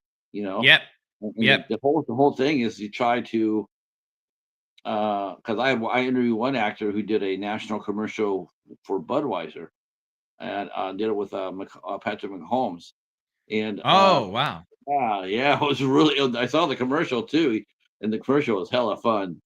Uh, he says, "Yeah, I make we make more money doing commercials than you do anything, as far as movies go." Hell, I was listening to a show yesterday, and they're talking about the old Wonder Woman show back in the '70s, Mhm. and they were talking about how much they got paid, and I was like, "You could have knocked me over with a feather" when they're sitting there saying, "Well, Linda Carter was making $3,500 a year." Episode. Whoa. Oh my An gosh. episode. Oh wow, I have a ad right now for Hims. Okay, let's see. It's an erectile dysfunction ad. Oh, Is good. that what it is? Oh, okay. Uh, You're like, is that what that is? I don't know. I'm not really? familiar with that. Uh, Sweet. just kidding. So yeah, pause it, guys. I'm at Oh, I'm at you're in commercial still? yeah. Are you on commercial still too? No, nope. I'm at 50. I'm at 52-12. Okay. Yeah, that's a nice Kings jersey. Thank you. Yeah, the university's trying to go big time. They want to try to join the new Pac-12. Oh, really? What university is that? Sacramento State. Oh, Sac State. Oh, yeah. Yeah, yeah, yeah. So you Jim lived in Rome. Sacramento. Were you originally from Sacramento or? No, no, no. It'd take more time than I have to tell you how many places I lived in. But I did live in live in Carmichael for a year, and like I said, my brother and I, we used to go down there and to the American River and do fishing and get tackle. Um, One time we went down there and there was a rattlesnake out there, and me and my brother, we killed that. I said, Nice. well, I wasn't too happy about it actually. I've always been sort of haunted by that because we really shouldn't have did it. It was really not necessary, Oh, and yeah. I've always had guilt feelings about that. Well, I'm you either gotta kill it before it kills you, right? No, No? no, it wasn't even that at all. It was going the other way, and we were standing like 20 Oh. yards behind it, throwing rocks at it. Oh, that's Yeah, terrible. yeah, Oh, asked me. hold on. There's someone that wants to say hi to you.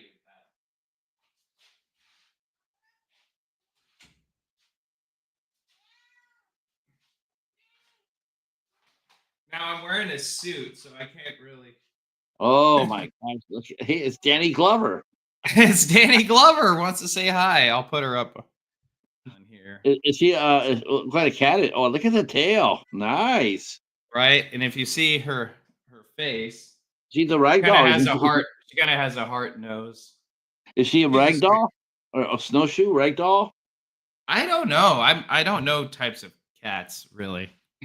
You Um, know, you gotta I don't refresh yourself. I don't You gotta even know re- how you gotta, old you she gotta is. rewatch. You gotta rewatch Cat Town. I do. I really do. Your cat is beautiful. Thank you, Nanette. I really appreciate it. Oh, thank you guys. Thank you, Ava. Her name is Moo Moo because she looks like a little cow. Oh, Moo Moo, that's a great name. Yeah.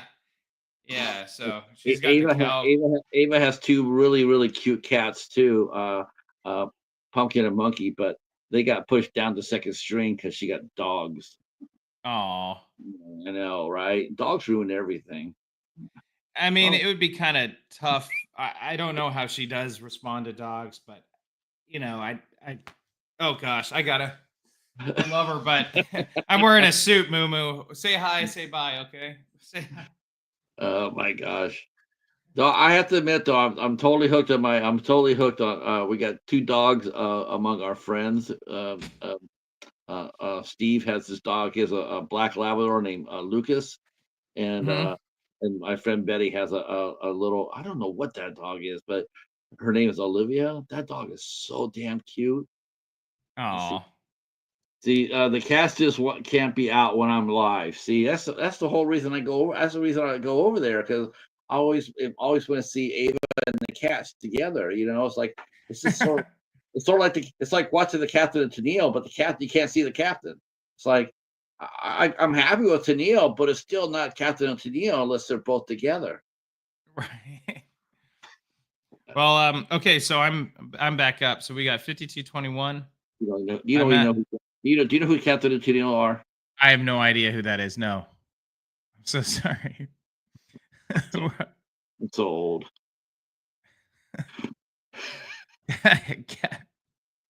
All right, we're at 52-12. All right. 52-12. Yeah. I'm at 52-21. You might come up to an ad then. I feel like. Come up. Let me know when you're up 52-21. Yeah, but I'm at an ad. Okay, see, you're at an ad. Talladega. I'm back. Oh, there you go. I'm back. I'm back. Oh, you're back. Okay. Her All friend right. is down. Yep. 52-21. 5, So 4, 3, 2, her friend 1. it was an influencer first. You could get a sugar daddy. Right. So you're frozen again and you're sideways. Oh, Okay.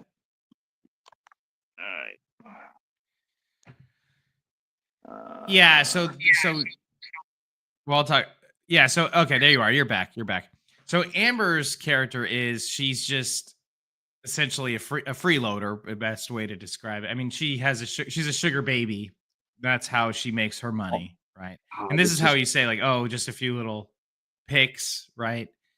Um, it's not that bad. I'm sure it's not that good either. Well, no. God, see, that's so true though. God, you on some of these sites, man, and that's all you know. Well, you look at that one site they have, poop. OnlyFans. Mm, Uh, you know what? I really, call me naive, but I really because I have a couple of male friends on there, mm. but they're there to share their movie knowledge. That's what they're there for, and so they talk about movies and stuff like that. I did not know for the longest time what that Do they site talk was. about movies naked or something, or what do they, or I what do think they? just technical stuff, just a couple of guys, a couple of Yeah, guys, you know, but I did yeah. not I don't realize. know anyone that does it for like legitimate purposes. I mean, not that. Well, You I know what was mean, crazy is that the Oscars and the Oscars this year, what Anora won, and everyone that won the Oscar for, they're like, "Oh, I'd like to thank the sex worker community." It's like, all right, like what kind of world are we coming to here, guys? yeah, You know? Nora, she only got that because Emilia Perez got canceled. Oh, That's the only really? Oh, I reason. didn't. Yeah, Oh, yeah, yeah. that's the only reason. We talked about that. We talked about that. I had a good conversation with my friend Anthony. We're talking about the award season, and how basically awards at that level are not earned. They're bought. Oh, I see. Yeah, they're bought. I mean, no one's earning shit anymore. Yeah. You Oh, know? exactly. Yeah, and that is it. It's like, dude, I don't know anyone that liked that Amelia Perez movie or Anora. I don't know But anyone that likes that. the thing was, Amelia Perez was actually the front runner, but then oh, here it is, Simps. See. So Simps is someone who actually would fawn themselves with fawn. Oh, I get it now.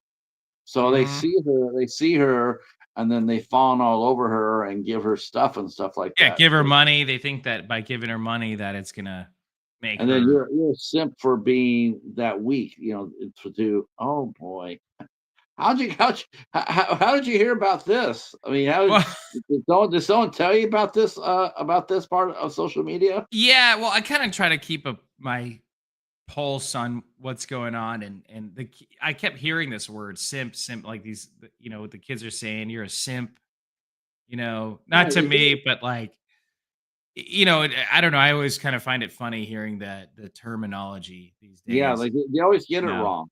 Yeah, and I kind of was afraid for the time, and I knew it would come, the time where my mom would ask me, "What does a simp mean?"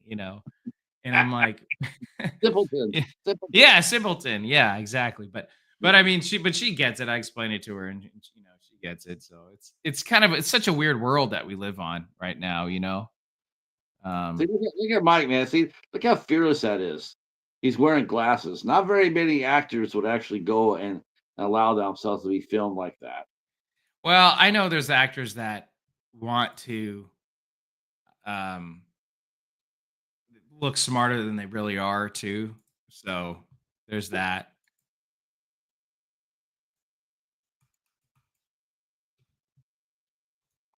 Yeah, these two had chemistry.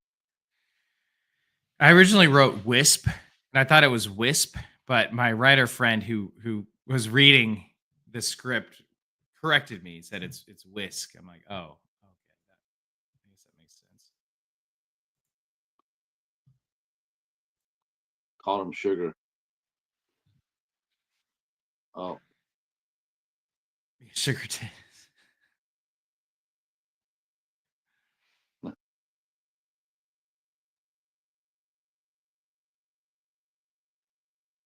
mm, See, now he's so comfortable. He's in a bathrobe. He's in a yeah, bathrobe, and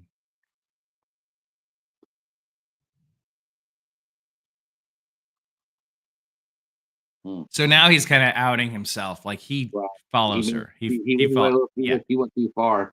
he's basically his her one of her number one fans, essentially. God, that's sort of scary. Yeah, sort of scary. Exactly. That's why we make this movie.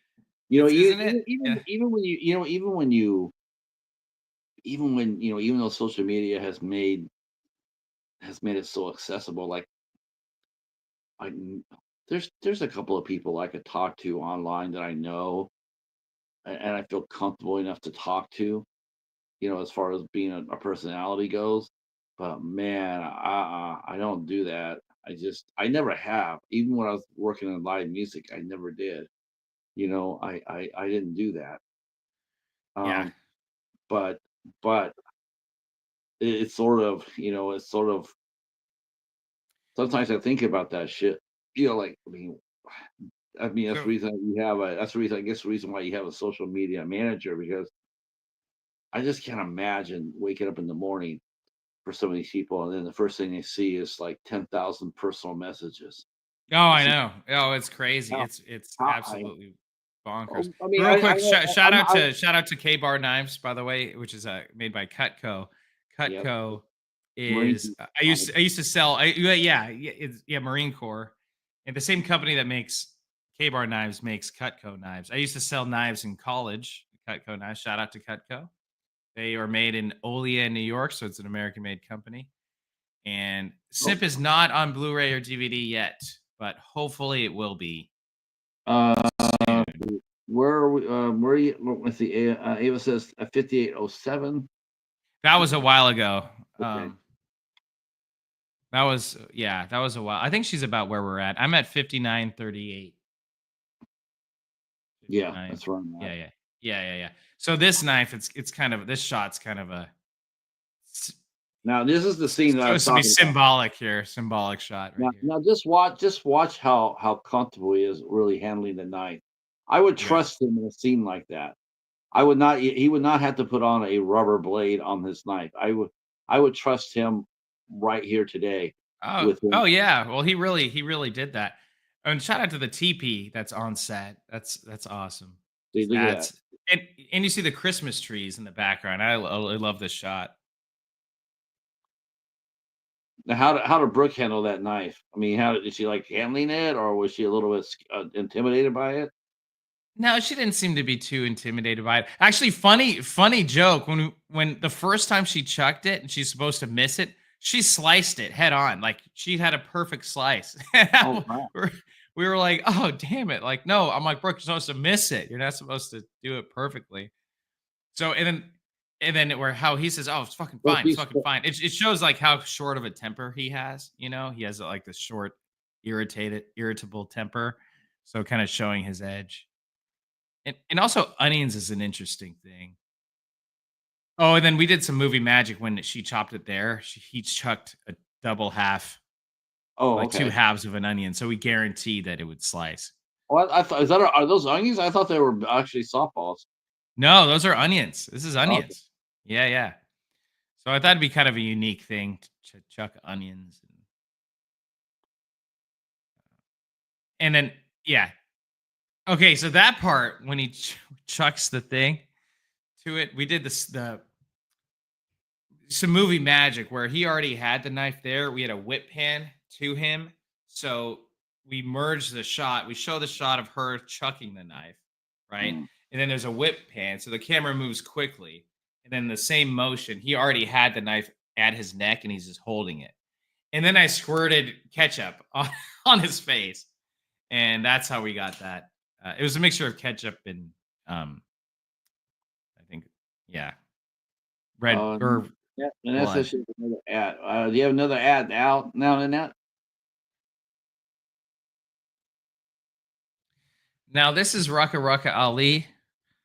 Rucka is he's really struggling putting this on. That wasn't a acting, and I just thought it was hilarious the fact that he was doing it. Here's Bunny. You know Bunny. Uh-huh. Yeah, that's Bunny right there. She's playing the model. So Bunny was the makeup artist on this Did a set. nice job. Yeah, thank you. And then yeah, that's her. And then of course, and then there's me. Here's my cameo. Look at him. Look at Look, this guy. Look at this he's off. dude, D bag. Bad boy, yeah. Bad boy, yeah. Kind of a Mhm. I had an ex-girlfriend that's like, "Serbain, you're such a bad boy." And I just started laughing. I thought it's fun. It's funny. I've never told anyone that, but here you go. He I don't does look know. familiar, doesn't he? Is he still doing his YouTube channel today? Oh yeah. Oh No. yeah. How did you guys meet? How did we meet? Uh we met at some YouTuber party years and years ago, and we just got along really well. And he wanted to do more acting in movies, and he's good. And he kind of reminds me like Pauly Shore type, you know. Yes. Yes, he He's does. like he's like a cooler Pauly Shore. Um, I don't know if Polly was ever cool though. So yeah, yeah, exactly. I mean, I saw his documentary, and actually, I had this newfound respect for Pauly Shore watching his I did documentary. too. I like Polly all right, but I got really bummed out when I found out that that he did his Richard Simmons show or movie or whatever, and Richard Simmons begged him not to do it. He says, "I don't want it. I don't want you to do it. I'm not giving you. Please don't do that." And he still did it anyway. I lost respect for that because it's like, dude, I know you're making money off this right now. It's probably the only thing you got going right now, but I got man, an ad now. Um, um, Maybe wait till you get an ad. You probably might get an ad too. This is actually pretty reassuring that there's so many ads. Is it too many ads? You guys think is it gonna no. mess up people's viewing experiences? Um, So that photographer looks I like the fact familiar. that there's ads. There's filmmakers that are like, "Oh, I don't want to put ads in my art." I'm like, "Dude, well, do you want to get paid or not?" Like, come Right. on. You ever recognize the guy who played in Bad Boy? I s- I know. You know what I thought when I first saw that? I'm going like, if they frosted the tips of those hair a little bit more, that could be like Guy Fieri's brother or something like that. Okay, That's here funny. we at the first we're making fun of the directors now. Uh-oh. I know. Wow. I'll be calling up in a minute going like, so what can Tremaine come in and do another show? Yeah, he got two words for you, and they're not, and it's not Cat Town. No, Um, it's no, the director deserves all the teasing. yeah, you mentioned earlier about you're still trying to get a physical release for this, huh? Yeah, okay, so I'm at an hour 4:13. Where are you guys at? Let's pause I'm right at an there. hour. I'm at an hour 4. Okay. Yeah, Uh, maybe get to an hour 4:13, catch up, and then I had a quick little ad. Nanette says, "I don't mind the ads as I'm really enjoying this movie." Oh, awesome! Thank you, Nanette. I really appreciate that. so what's going on with the physical release? I saw the beautiful cups. Um, now Yes. are you working on a distributing deal right now, or you feel like this is something that you're gonna have to handle on your own? Right. So it's kind of a two-part answer. I have a distributor. It's called Film Hub. So basically Film Hub is a third-party aggregator, and then they have relationships with all these apps like Tubi TV, Amazon, Netflix. Even it could potentially get on Netflix. I doubt it. I mean, I don't want to never say never. I would love for it to be on Netflix, but I just doubt that it will be. And then with Rideshare, my first movie, there's a company called Allied Vaughn that they have a relationship with, which creates DVDs and Blu-rays for the movie. So Okay. you can buy, yeah, right now you can buy Rideshare on DVD. You can buy Cat Town on DVD. Buy Hmm. the Cat Town story on DVD, and it's just kind of if it does well. So it's only been out since April 1st on Tubi TV. So if it does well on Tubi, and if Film Hub sees a lot of potential with it, they basically front the money for them to make the DVDs, and then it's not a whole lot of money, but I mean, You just um, want to get it out there physical wise. yeah, Even if you what I need to do and should do the problem with the Rideshare DVD is that it's just the movie, and what I want to do is have a full bonus features, the bonus Right. features, bloopers, and everything. But I have the extras on my YouTube channel, so anyone can watch it there. But I know people love the physical media and get the rest of it up there. For Tubi TV, at least, you don't really have that DVD. You don't have the bonus features and commentary. And this would be this is bonus features right here. Right, right. It's Yeah, director's commentary. you can actually do a director's commentary. I love them. I love director's commentary. I think they have so much to do much for the movie. So do You know, I. I love it too. And you end up, even if you don't even like the movie, you end up learning so much about it. And then also, like I used to be a really snobby kind of film critic and film snob in a lot of ways until I made a movie or I tried to make a movie, and it's like, oh my god, it is so hard. Like, one, no one tries to make a bad movie, right? No one tries to make. I disagree with that. I think that I never do this, Tremaine. I never do this. It's like, but last week I did a review of a movie called and it's a low budget movie, no budget movie called Killer Kong. I knew what I was getting into when I watched it. When my friend Casey watched it, I knew it was going to be bad, but it was beyond bad. I mean, it was beyond bad. It was just absolutely garbage, and it seemed like the only reason why the filmmaker did it was just to be able to drum out a couple of pretty popular indie screen queens right now, and to exploit it. Like, look who I got on my movie. I mean, the movie was just absolutely the worst thing I've seen in the last, honestly, probably the last 15 years. It was just I mean, Wow, it made Dustin Ferguson look like a fucking Francis Ford Coppola. And Dustin wow, Ferguson, he's the worst director I've ever watched. He is the worst. really? Oh God, yes. I've never heard. Oh, he's I, beyond that. you know, Now he did do a documentary. He did do a documentary about making films, low budget films, yeah. and everything I've heard about that has been really good. But Huh. when he does films like this, a feature, he's just got awful. He's just Dustin for I never heard of him, but right. there's people that I guess they just don't really care. They want, like, I guess that's a way to put it, exploitative. There's some exploitative directors out there Yeah, that just yeah, want to put, or they're schlocky. They're really schlocky. I mean, I was at this other studio, and this guy, he never watched any of my movies, and he didn't give me any of the time of day, respect wise. And he's like, "Oh yeah, you know what you should do? There's this company called Trash Film Orgy. You should just do that. Like, do what they do." And it's like this really schlock. I mean, it's kind of like this full moon features, the Charles Band full moon features, where you just have, it's basically like, it's kind of like a porno essentially, like with a plot line, you It know. used to be. I mean, I mean, man, Full Moon. I mean, Full Moon. For a minute there, they were on the cusp of becoming rather mainstream. I mean, if you go back to their library, there was a lot of movies that they put out that had a lot of mainstream actors on it, like Helen Hunt and Tim Thomerson, Jeffrey Combs.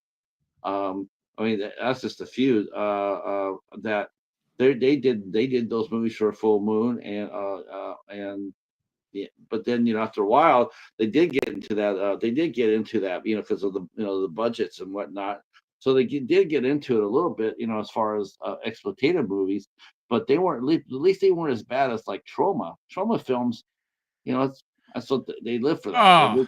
Oh, okay. I've got a story about Kaufman, Charlie Kaufman, the trauma guy. You want to hear it real quick Yeah. before we? Okay. So I went. There was a premiere of his latest movie at the time. This was probably about 7, 8 years ago.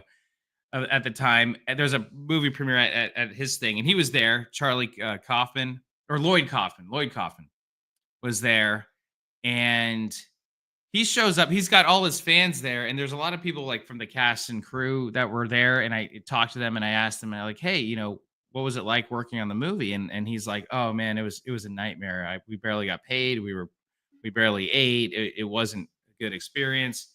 I don't know if Patrick's even paying attention to me talking to him, but it's okay. No, Hopefully, someone's people paying want attention. people want to know about your channel. So I want to go Well, ahead. yeah, I sent him the link in the comments. Did they get it? I Uh, I you typed might it not out be already. able to do that. Uh, Okay. at least not on mine. Did you do it on what is your channel name real quick? Heyo Studios, Hayhoe Studios. I keep on thinking it's Meow Studio. Sorry. No, just kidding.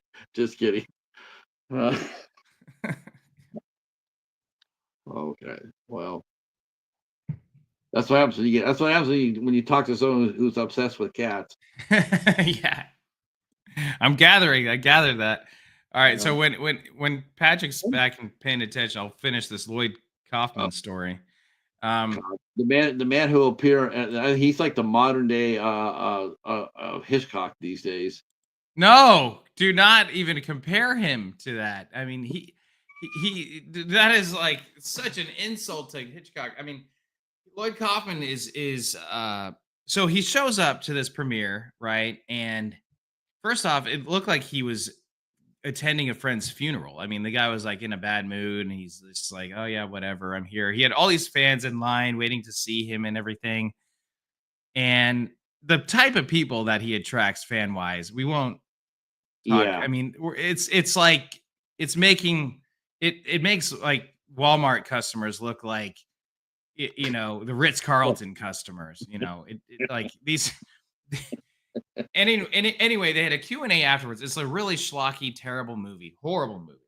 But the thing is, like for me, I do have respect for filmmakers, and he's kind of, I thought, like in a way, weird way, he's living my dream in a weird way where he's making his own movies, he's got his own company and everything, but he's always complaining and talking about how no one cares about his movies, no one ever talks about his movies, blah blah blah. And it's like there's one way to go about doing these things, and that's kind of not the way to do it. But at the end, he had a Q&A session, and I asked him this question, and I go, Lloyd, what do you do budget wise, financially for your movie?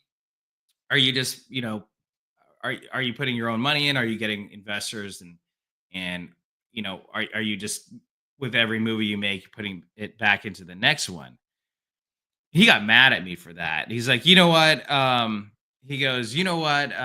It's not, I asked investors, maybe they get money, maybe they don't, but I've got money. It doesn't even matter. Like, why do you even ask a question like that? Da, da, da, da.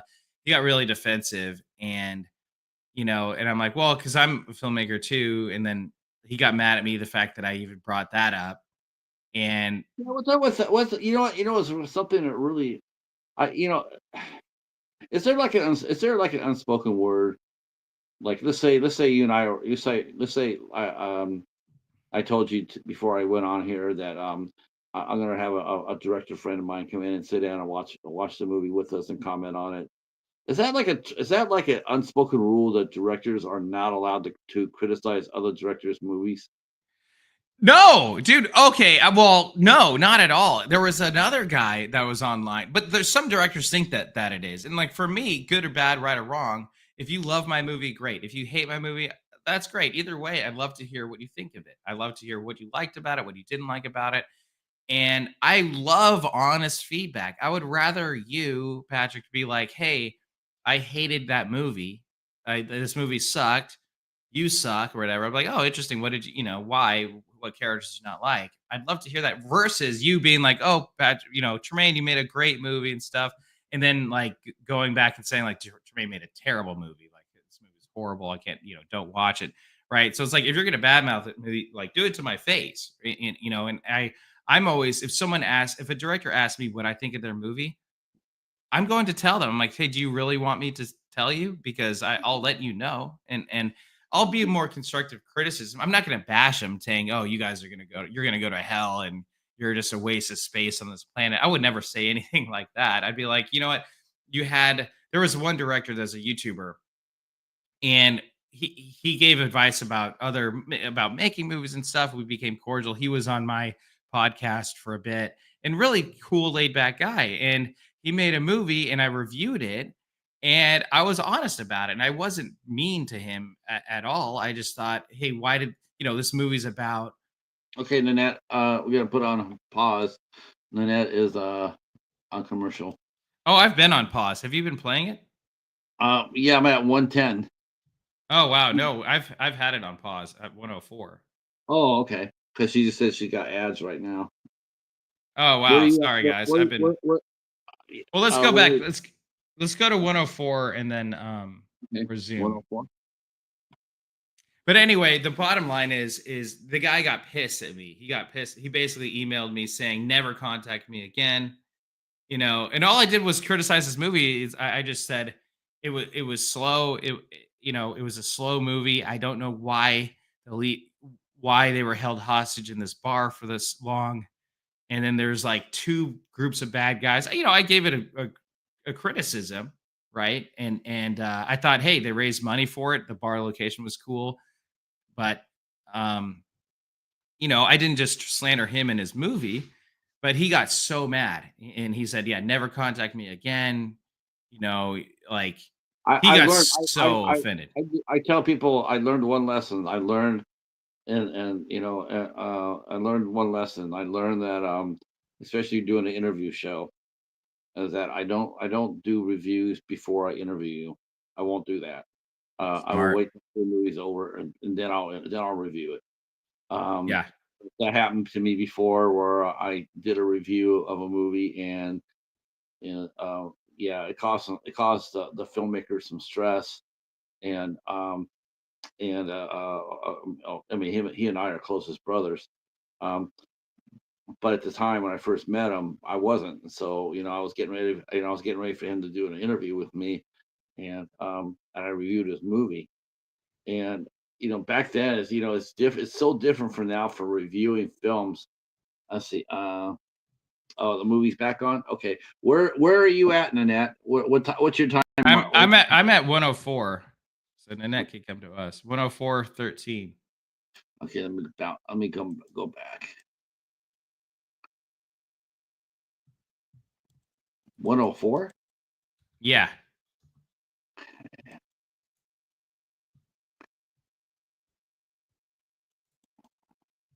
The only thing that I'll get mad at is if someone will review my movie without actually watching it. That's the only thing that Oh, I'm I don't know annoyed how with. you make it do that. Because people be like, "Oh, the IMDb ratings are suck," because on both my movie on my movies there's mixed reviews. There's a lot of people that give it 10 stars, there's a lot of people that give it 1 star, and it's kind of I gave you 50-50 that way. I gave you 10. I gave you 10.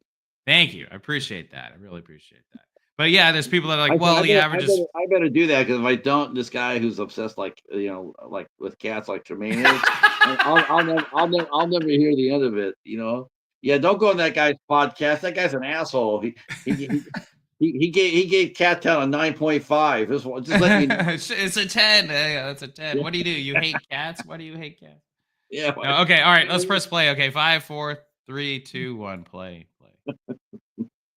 All right, Okay. there's Rucka. There's the bunny. There. I'm seeing you, just like that bitch. Yeah. Look at that. Look at you. You're talking just like a photographer. Okay, so I'm at 105 or 106. So we're back. We're back. Oh, you're at 105, 106. Okay. I'm at 105,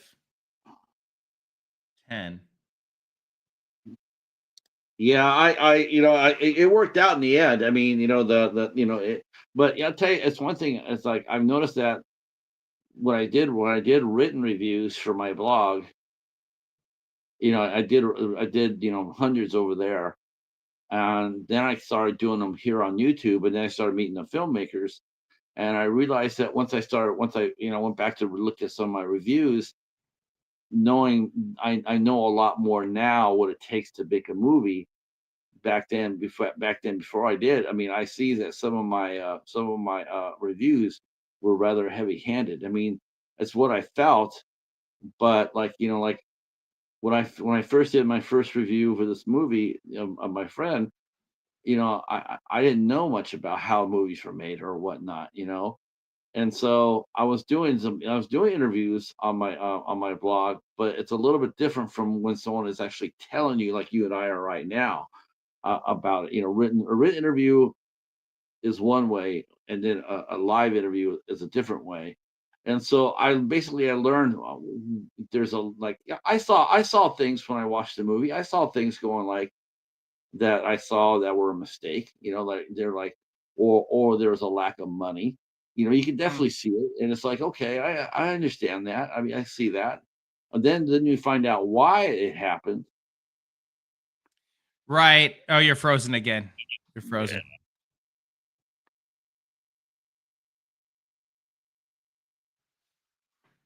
come on, Oh, he's back. He's back. back.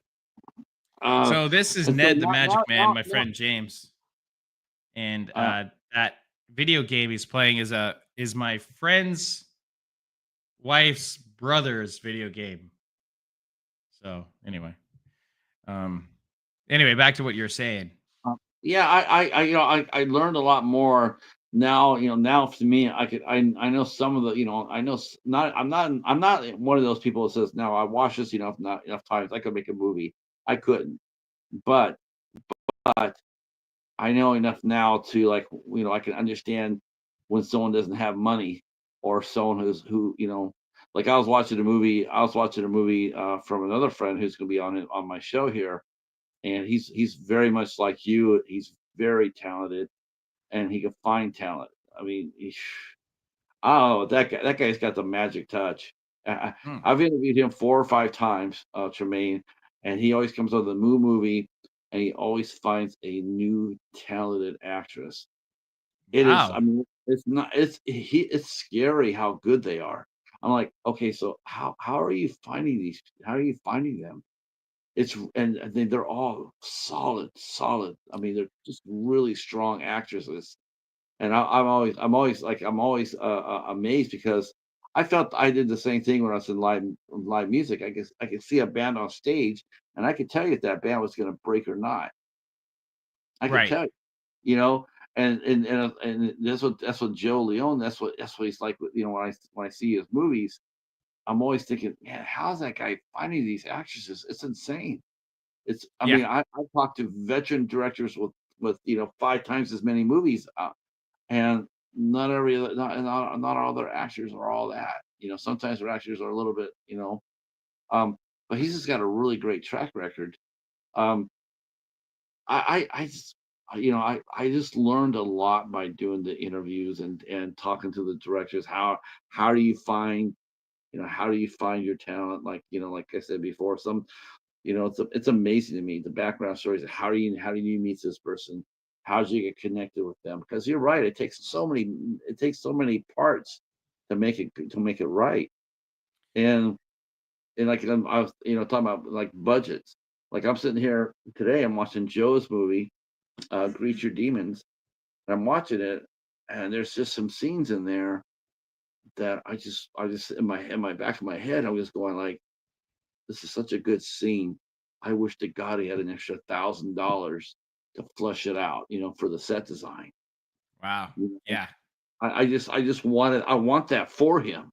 It's Hmm. not going to make the movie any less powerful for me, but I'm sitting going like, this is such a good movie.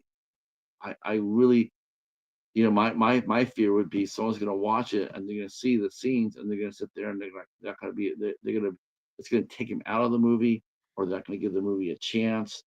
I know his work, so I'll stay to the bitter, and I'll stay to the end, because I know who he is. I know what he's capable of. I mean, this movie here is that he's doing now is it's beautiful. It's Nice. Yeah, I can't wait to talk to him about it. And yeah, again, he did the same thing. Well, this time he did it better. Not only did he do one actress, he got two. He got Wow. two. Oh my gosh. Well, anyway, back to Simp. Sorry, not to steal your thunder, but back to Simp. This part is a really is a, is a is a like he like a lot of kidnappers have these weird rules where it's like they just won't. He basically finds out that she has a son here, and that just turns his whole world upside down because now all of a sudden she's not some hot young model. Now she's a mom, right? So now his morals are kind of coming in, right? So Right. he's Yeah. Like, how could you do that? And but I don't think she's telling him the truth. yo, you don't. I Interesting. But we've seen the mom. You saw the but kid earlier. You have the father oh, did, there. Yeah, you 'Cause see the baby. They talk about Zeke. Oh, Zeke's there. You know, okay. and you still didn't believe all that, Yeah, or you because didn't she says catch she's on. 20. She says she's 20. Right? She's only 20. Yeah. She's young. She's a young mom. Hashtag young mom.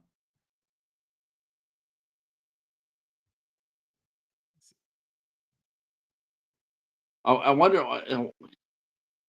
But see, that's the thing. That's why yeah. the John wants to. The mom was at first really nonchalant because she doesn't care about John, right? But he knows that when it comes to Zeke, she gets back to him. They share custody, stuff like that. That's why, like for me in the movies, I want people to fill in the blanks themselves. I don't want to just spell everything out for him, even though we are showing that he has she Well, has I a. tell you one thing, with her having a kid, and it's this is probably one thing I probably it may have been, I know you put your focus on the mom and the friend looking for her. Would have it would have been more, it would have been interesting to introduce the kid element, and then introduce the police element, because cops would be looking a little harder. This is true. They But the look whole point hard. is they never told the cops. She couldn't tell the cops because that's the whole thing. If they tell the cops, eh, they kill her. So that's why they never tell the cops, Yeah, they right? always do. You know what I Though, mean? it's yeah, you have to take a chance though. I mean, you just, uh, I mean, it would be ridiculous if you did. Well, to me anyway, it's Well, like and someone well, kidnapped. and that's the thing though. Everyone's kind of taking everything at face value. You know what I mean? And they're in over their head. So it's like she's never dealt with a kidnapping situation. No, no, no. Yeah, You know what I yeah. mean? And Nobody the really mom got. has never dealt with a ransom situation. So she kind of just takes things at face value. Mm. Um, But you feel like that the mom believes it, because I mean, she probably has been sitting on the outside looking in and watching her daughter, her popularity grow. Um, I'm just trying to. I don't know. I'm just trying to be careful here in saying this. I'm just thinking about the social media aspect of it, and I'm just wondering how popular she would be at age 20, and she comes out with a kid. I think there's some elements of that. Her social media presence would be, you know, a lot of moms would come over and support her. I was thinking about how popular she would be, you know, because you know how guys are. They want that. They don't want anybody else before them. Like she's well, 20 yeah, years old. Like you said, that's why exactly. that's why Dan is like all bummed out, because now he's like, she says, now you can't sell me because now I'm not a virgin. Right, now she's broken goods. She's tainted goods essentially. Right. Oh, I just sent in Yeah, the private chat. If you could share this, it's heyhostudios.myshopify.com is where the merch is. You guys can grab the official merch, the posters, the mug. You can get this poster right here, put it on your wall just like me, and then you can get this mug. And there's some Heyo Studios shirts. that's a really nice mug. Thank you, thank you. Yeah, Sure, so it's a I'm sure you've done well with those. well, we're I have to get promoted a lot more. I don't promote it enough, but um I hear some podcast hosts. I hear they do a lot of product placement. Like, did I show you oh, my really? Did I show you my Detroit Tiger cup here? So Is that your merch or is that yeah, Detroit no, this Tiger? is Detroit Tigers right here. I got this from Oh Tiger yeah. Stadium, but you ever notice it always makes an appearance on my podcast? Just saying. Nice. Just saying. Yeah, Detroit Tigers sponsor. And you got the Red Devils, although they might not sure if you're sponsoring another sports team at the same time. But Joey says might consider the mug. Thank you, Joey. I'd really appreciate that if you got it. If you do, That's a tag it, really, that's a post it and really, tag it, really nice. and I'll Um, share it.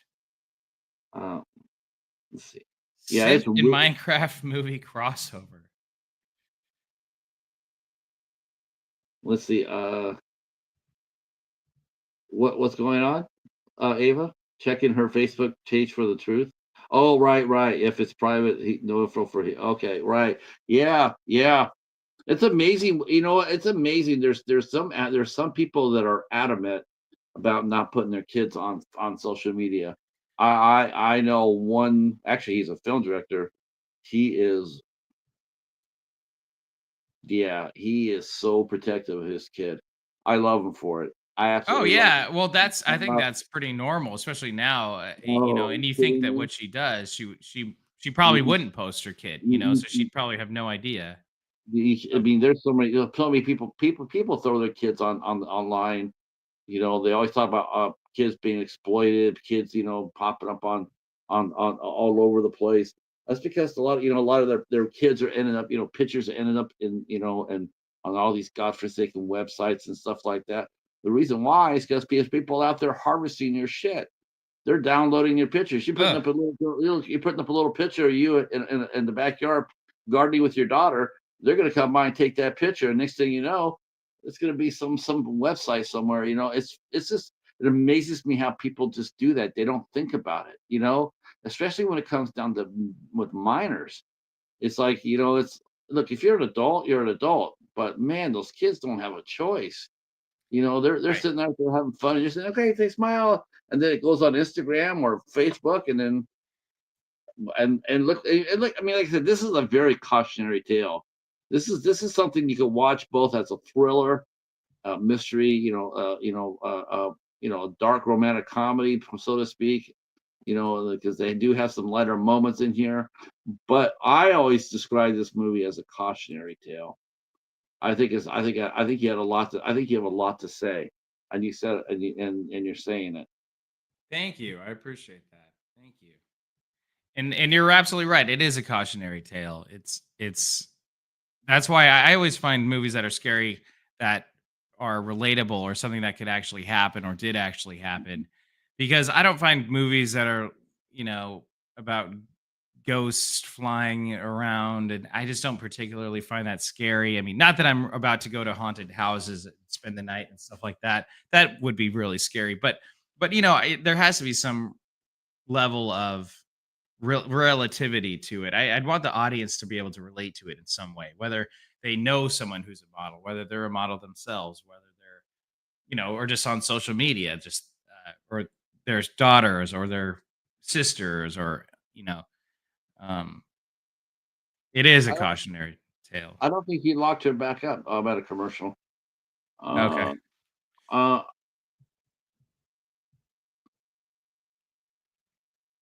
Talladega Nights. Another. I like to count how many casino commercials come on. How It's many all have been on so far?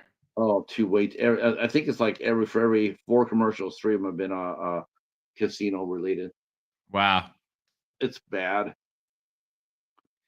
The changeling ghost story. Okay. That was a good one. Oh God, Yeah, I mean, certain yeah. I haven't seen Changeling, but I mean, I guess like stuff that I could see that has happened. I don't know. I find that to be more interesting. Like, Uh, yeah, I, creature features are cool. You know, I'm back. Yeah, okay. creature Where features. are you at, by the way? I'll go to where you're at. I'm at 120.27. 120.27. Okay. Yeah, I mean, that's what I like about a lot of like this movie here. I do like the fact that, and I liked about that about Travis's movie, Travis White from What Dinner Productions. He's one that produced the Eagle Death of Queen Cecilia. I really liked it because it's a rising problem. It's a rising problem about social media and how it's affecting people here. I mean, even kids now. I guess they did a survey, and they're asking kids like, what's the number one problem in the world today? And you're talking like I think kids like sixth grade and under, they're sitting there saying how social media was the main issue. Wow, they're smart. They're Yep. smart. Okay, one of my favorite scenes is coming up here. Where are you? I'm at 120, 129, 30, 31. I'm right there with you. Okay, okay, perfect. Um, Nice hats. Yeah, so he had that here. So my friend James, he has this garage, and it's kind of this decked out nerd lair dungeon. Man cave. And so I wrote this. for him. And we had to find this moped. I had to find a Dumb and Dumber esque moped, and it was really tough to find. But anyway, we found one, and I wanted a kind of a Dumb and Dumber esque thing to happen here, This is your where rescue plan, right? yeah. So these guys, okay, they find her, or he pings her, they catch her down. Hop on, bitch. Yeah, Well, hold on to your dick, bitch. hold on. Yeah, I love that line. So this guy is Rucka Rucka Ali's friend and his girlfriend, who you're about to see. What so the hell? That's my god. they I forgot about this part. so they were that was not in the script. And when Rucka was in town, he goes, like, yeah, he's like, oh yeah, Tremaine, like I got this guy who's this big he's this big social media influencer, and his girlfriend is like this weird puppy girl or something online. Do you want them to be in a cameo? They'll promote the movie. And I'm Mm, like, yeah, sure. I thought it would be kind of funny. You know, it's like a funny joke. Oh, there's kids that live out here, and it's a girl on a leash, like he's doing the most inappropriate thing God, possible. But I don't know. we're I coming don't up to know. the climax. This is the climax of the movie, right? And so they basically email Dan saying that they'll give her the money, but obviously they don't have the money, and they're not going to give him anything.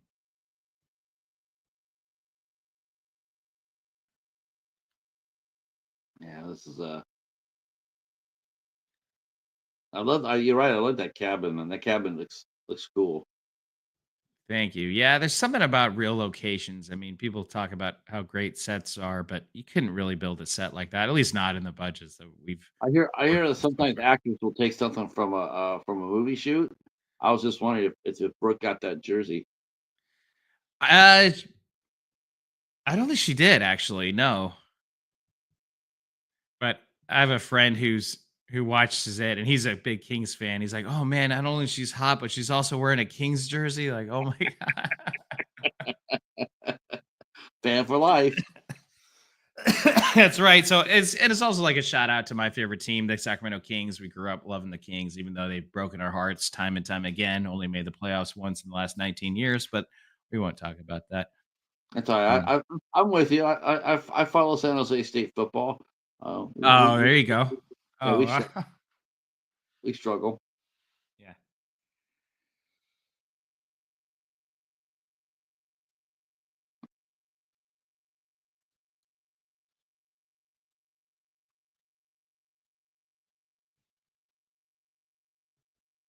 It's like I will do anything not to go to auction.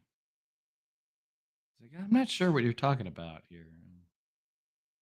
Yeah, that's one thing. You're right because they even though they've been close, they have not. They noticed that you noticed that they did not sleep together. Was that something you deliberately make sure that that didn't happen? Like maybe they had feelings for each other or pseudo feelings for each other, but you made sure that she didn't. They didn't sleep together. Was that by design? Yeah, it's kind of a weapon that she's waiting to use, you know what I mean? And now she's doing it and yeah, with this line. It was kind of funny. I was showing Mike and her this scene and I said her line and it was it was I was like directing it and then they were laughing at me. Oh my god.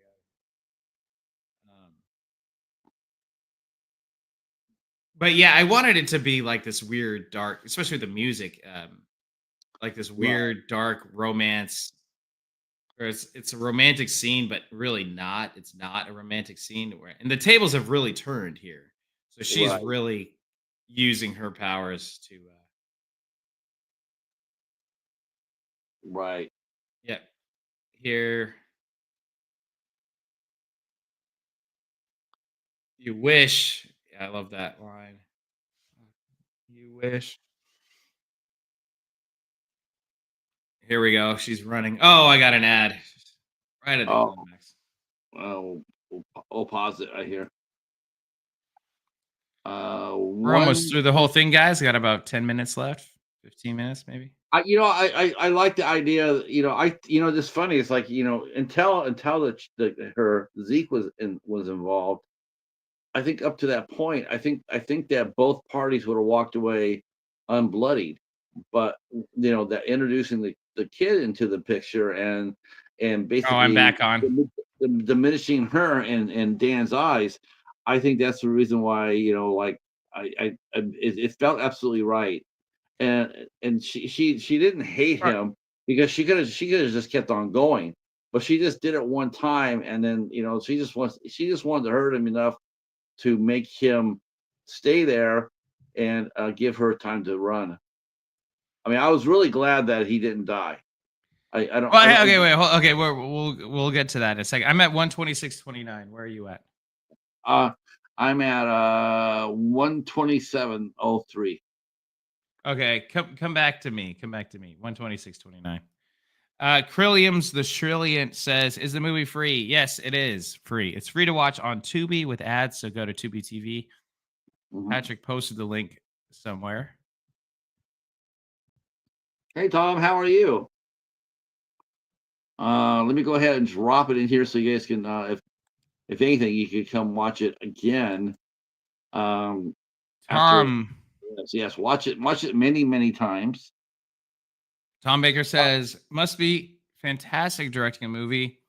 It's your kid." It is. It is fantastic. It's a roller coaster ride. It's where you get I mean, for this, I got a lot of what I was looking to get and then some. And it worked out. A lot of things worked out really well in a lot of ways. It's really stressful though at the same time. I mean, sometimes if it doesn't work out your way or things aren't going your way, it's an uphill battle. It always seems like that. Um, but I wouldn't have it any other way. And it's something that once you make it and once you put it out there, you'll always have it. Right. So, um, Now, how long has your movie been out as far as commercially goes? April since only 3.5 weeks since April 1st, April Fool's Day, Ah, no joke. But okay. yeah, we'll get back to playing it yet. Did you replay it, Patrick? Yeah, I just posted You gotta wait for the the countdown, Patrick. Gotta wait for the countdown. For okay 126.29 is where we're at. 126. Oops. Okay, go ahead. Okay. All right. 3, 2, 1, go. There comes your buddy, Dan's Yeah. buddy. In here. So it's Dan's brother. Dan's brother.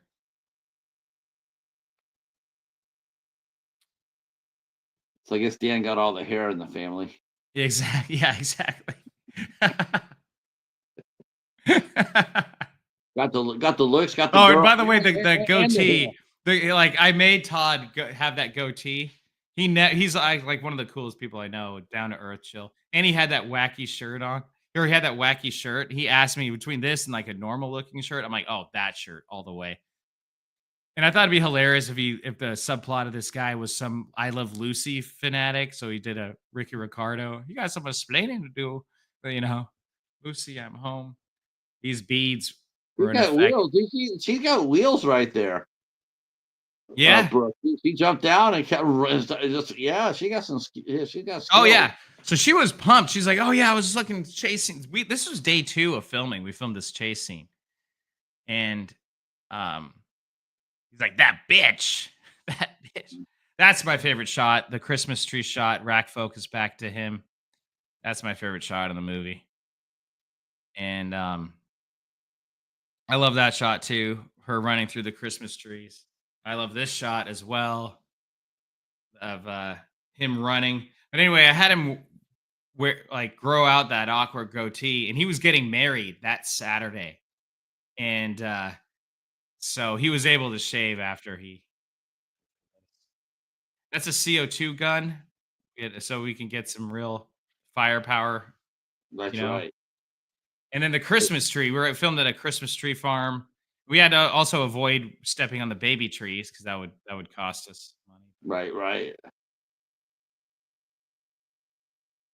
There she goes. Got her way. I think you're like 3 seconds ahead of me, but that's fine. For 10 seconds. Yeah, no, I wanted the subplot of like, oh, maybe there are some plague Yeah. people here, you know? Yeah. But then we thought of the line like, oh, you're not here to celebrate solstice? That was our PA on set. reason, that shot ended up really terrible on Tubi for Where'd you get the uniform for the cop? Was that the just cop. Yeah, we rented this cop. There's a local cop car rental place, and comes with. Do you have any idea how fast they're going? This is one of my favorite scenes. And this is NJ. super high speed? Yeah, tar. So NJ submitted his audition tape, and he did one tape where he was in English speaking, or like regular talking, his regular voice. And he did another one where he had an Irish accent for no reason. I did not ask for the cop to be Irish. There was that was not in the script at all. But he was really bold. He made this really bold move, but I just started laughing. Like, this is hilarious. We got this Irish cop. And so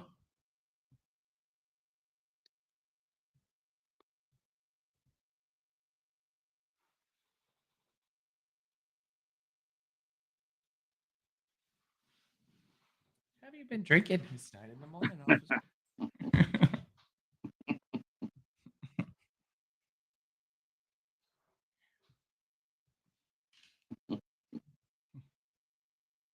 Yeah, sometimes I look at some of the cops' uniforms. Man, some of those are they're pretty. Oof, they're pretty awful. Yeah. Did you like this one, or is I it know I passable like or this no? one. No, no, it Okay, looks okay. no. The badge Yeah. really is. He's wearing the badge really nice. Yeah. Of course, he's doing the sobriety test. Yes. Hey, mother. Little different. Hold on with your eyes, not your head. Yeah. Are you from Ireland? Yeah. So Uh, Rucka Ali has a running joke of that he's black and he's from the hood and stuff. So, and obviously he's not. But this thing was great, like where he's like, "Oh, should I carry him?" I'm like, "Yeah." And then Mike was like, "Oh, should I spit up blood?" I'm like, "Yes, if you can." And so I think that really well. He actually legitimately almost dropped him there, and I thought it worked really well. So that worked um, in the movie. yeah, I was impressed when he picked up Mike. Cause Mike he doesn't look exactly like the smallest guy. He's actually not. I think he asked him how much he weighed, and he goes, "Oh, a buck 50 soaking wet," was his Oh, response. Oh, Nanette got an ad.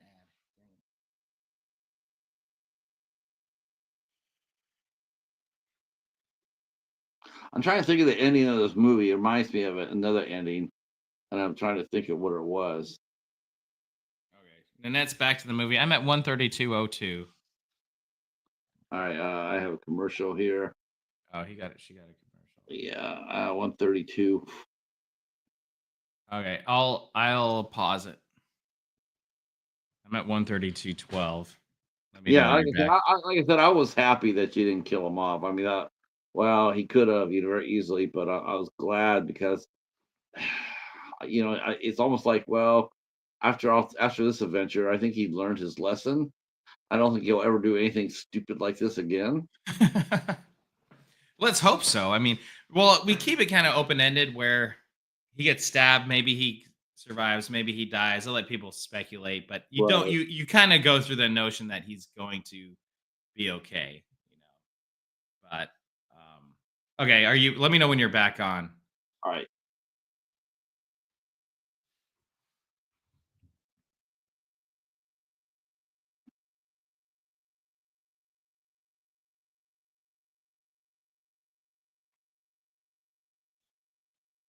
Nope, got another one. Danica Patrick this time. Oh wow.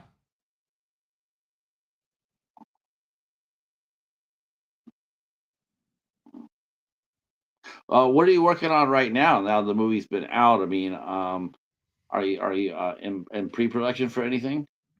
Well, I have a couple screenplays in the works. Um but yeah, nothing. I'm not quite in pre-production quite yet.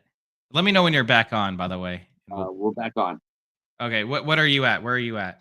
We are at 132.23. Okay, hold on. Let me get to you. Yeah, Um, she had good wheels. did you pause it? You want me to pause it? Now, okay. Did you get to him falling? Yeah, he just did. He just fell. Okay, 132.32, guys. 132.32. And ready? Are you there? Yep. And play. So he really fell there, and that could have gone so bad. So many, like he legitimately fell, Oh, and we kept rolling, and I thought it's kind of hilarious, but at the same time, things could have gone really bad. He had some scrapes on his hand. Luckily, he was a cool, he was cool, and wasn't really injured, or else I'm sure any other actors might have. It could have been a really, really bad situation. right. I've had nightmares about that, in fact, and I've had a lot of directors have had nightmares about that shit since that Rust incident. oh gosh. Well, Russ was beyond idiotic. I mean, that should Yeah. never, ever. That would never, ever happen on my film set. I just don't get how. Look, I don't get how Baldwin, with a straight face, can sit there and say, "I didn't pull the trigger." Yeah. Oh yeah, dude. I don't. That guy's beyond trash. I don't care what anyone says.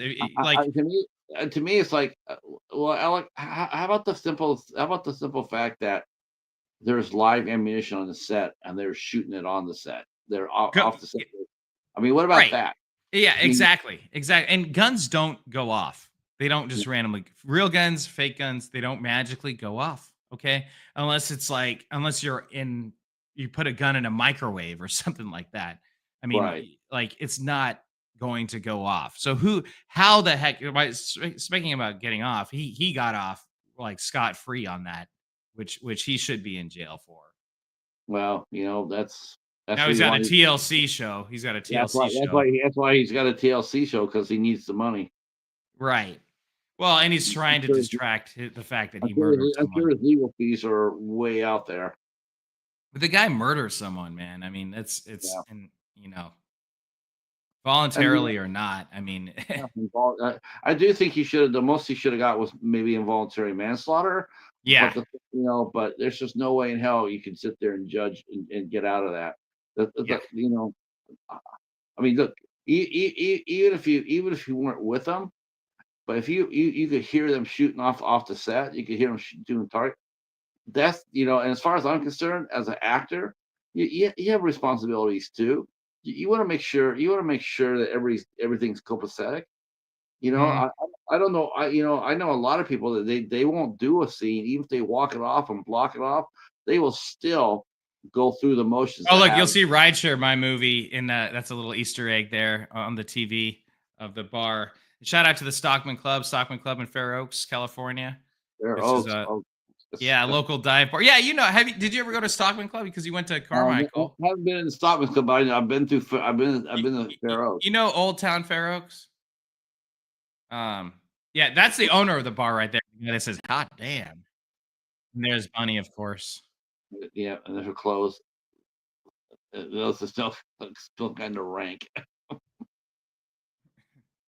Oh, you're a little bit behind me. I'll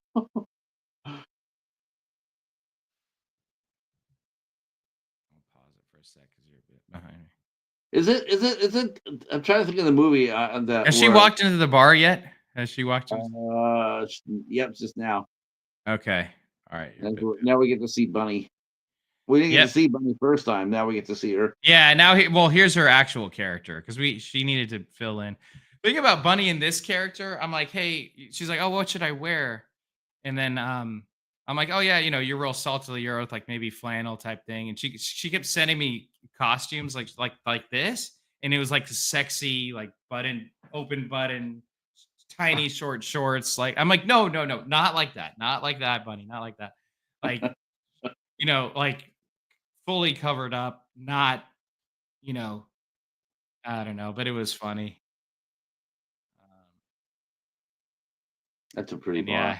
yeah, you're 21, right? No, but I will be. Right. So here we go. Yeah,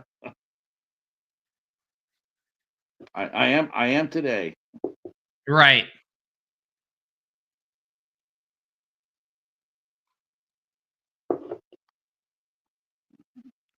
So this newscaster is Marcus Allen, very famous. So he's a celebrity. Who is it? Marcus Allen. He has an ABC show, ABC 10 show, where he reviews movies. He's always on the red carpets. He's interviewed everyone in Hollywood, from Tom Cruise to George Clooney to Okay. anyone and everyone. And he's become a friend of mine, and I hired him to do this part. But yeah, this I wanted to show. This is like the aftermath of what happened. So essentially, in the real story is she gets away, she escapes, but when she came out, no one believed her. No one believed her. They thought Right. he they Right. thought she did it just for money and fame. So, or they thought she was in on it. She thought that she Right. organized it himself. So it's like we spend this whole time knowing that she got kidnapped. But then some people think that that she actually didn't That's get the kidnapped and that this is a twist ending. This isn't a twist ending. The only twist is the fact that no one believes her. right. And The thing is, though, is like, she's a social media personality, so she's probably just doing this for views. exactly, exactly. So it works. So her looks and occupation are going completely against her right now, and it shows how people judge based on those things. And now, Oh, oh the well, thing. she's this hot blonde girl. Obviously, Oh, she's fine. Look at her. She's happy. She's it's interviewing happy right there. And this is in front of my folks' old house. And you see the kid in the background, Zeke, underneath the newscaster. The newscaster there on the left is my friend Nick Vincent. That kid is actually his kid. So his kid Michael. He's grown a whole bunch since then. This is 3 years ago. So that kid's grown up quite a bit. He's a lot taller now. That's gonna be very exciting to see what happens to her. Yeah, absolutely. Yep, I think, it's gonna be very interesting. And I hope this really is a springboard for her. I really do. I hope it's something that helps her in her career, something that she can show other people that she's done and How helps how her. how how has the feedback been, Tremaine? I mean, have you had really good reviews for the film? Yeah, it has. I mean, it's been mixed online on IMDb. Some people have, you I know, don't I don't count IMDb. I know, neither do I. The problem is a lot of people look at it and they're like, "Oh, well, IMDb has mixed reviews, blah blah blah." So I think it's at like 5.2 or something. So on face value, it's not that good. But the people that love it absolutely love it. That's kind of how my first movie was. People really liked it or they hated it. So at least to me, I always feel like at least you're doing something. You're getting some type of reaction. Right now, like the feature review is on IMDb is every loser who could buy a camera thinks they're a filmmaker now. This is the worst things I've ever seen ever. And I've seen a soldier get beheaded.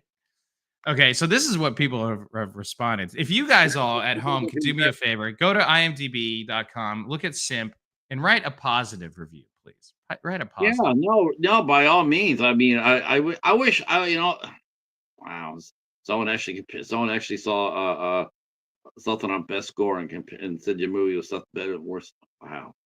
Yeah, yeah, yeah. I mean, it's I brutal, I and I and will I and will I will have to say, well, the coffee table was, sheesh. That's the last. oh, you're frozen. You're frozen and sideways Yeah. again. But yeah, so basically, it has a 5.2, but there's 10 people that gave it 10 stars. There's 10 people that gave it 1 star, and then there's everything in between. So, yeah, if you I don't guys I can give don't it I at don't least a 7 or above, it'll help us. It'll help. well, I know you'll get some subs on your YouTube channel already. I know Nanette and Ava had done it. Probably Tom. Tom's a really good supporter. Oh, great. Uh, yeah, Tom's really. I'm waiting for Tom to actually to kick off his channel. I'm waiting to see see what he's got in plan. He seems to be one of those secret talented guys who needs just a little bit of nudging to get it cracking. But I think he has something. I think he has something to offer us. Um, you mentioned that you know what? I have been to the Cattleman place. I have been. That thing's been around for. I think it's been open for. Jeez, I want to say 100 years, Oh, wow. if I'm not mistaken. And that thing's been around since forever. Since forever. Cattleman's? Or Yeah, you mean Stockman Club? Stockman's. I Yeah. Oh, know. yeah. You did go to. Yeah, it has. It has been 100 years. Yeah, it's Yeah, been. It's a staple of the community.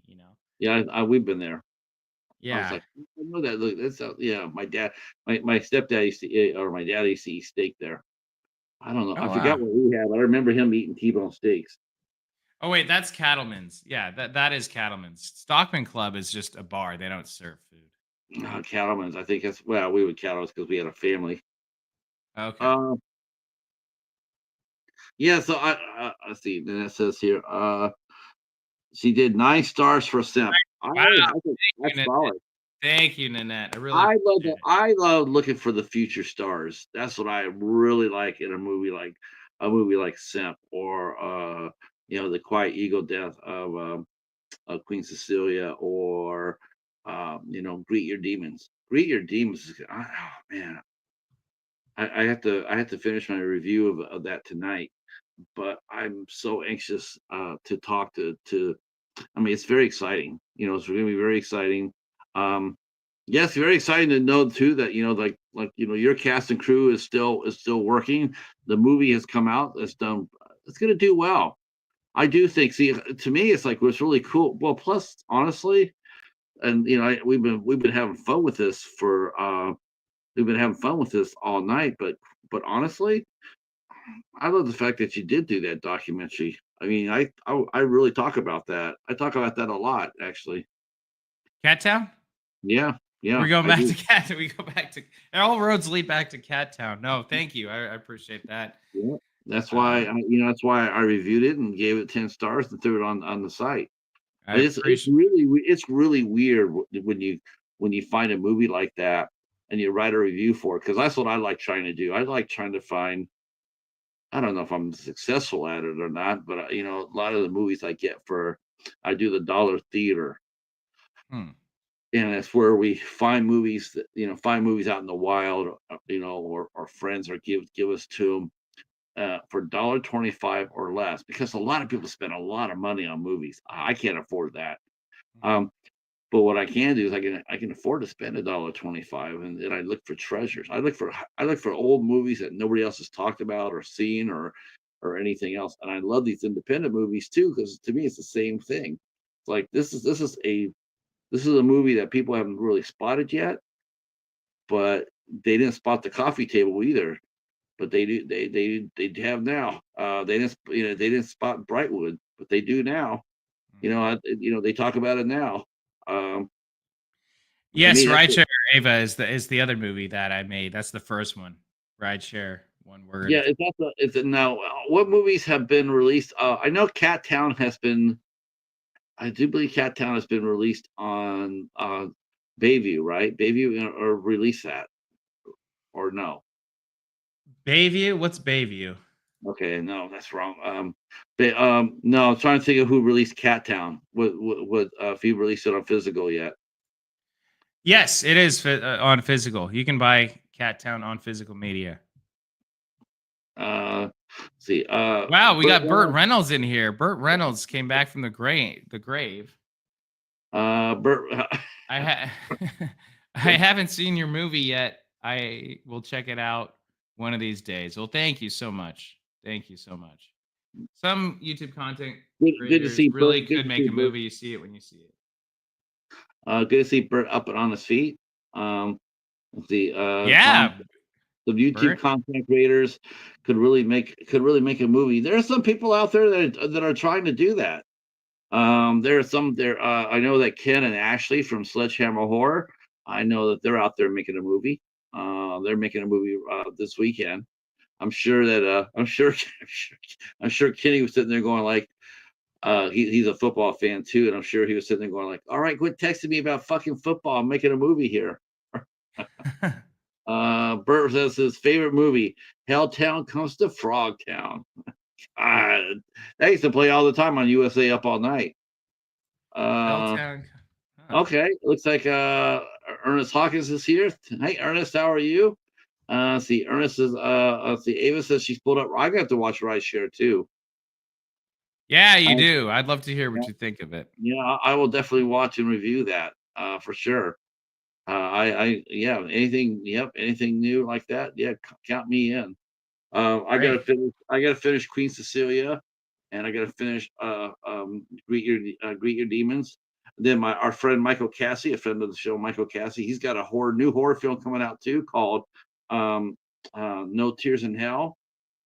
Oh wow. Brutal, brutal. That Really? that's gonna make your fur stand on the back of your head. It's Ooh, gosh. really, really good, but it is not for the weak of heart. It's a good movie.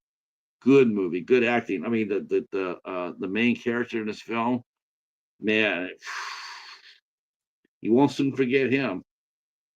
Wow. Yeah, he won't. I mean, I'm sitting here. I'm still trying to fight myself and see if I want to interview him. I don't know if I want to because he looks I was seriously he's very talented, but man, Mhm. he creeps the shit out of me. But the thing is, that's his job, right? That's his job. Huh. He's supposed to make you feel uncomfortable, Well, and he does it. exactly, exactly. Oh, That's our job. You have to get some feelings out of it. And Atomic Age Originals. Oh, interesting. Well, I got about a couple minutes left. I got it. I'm about to go see Danny Glover tonight, so I got to get going. If there's any last questions for me uh, or the movie or anything, let me know. Ask away. But I well, better Burt get going. Reynolds wants to know what's your favorite movie from your what's your favorite movie? That I've made or movie in general. I think do both. Okay.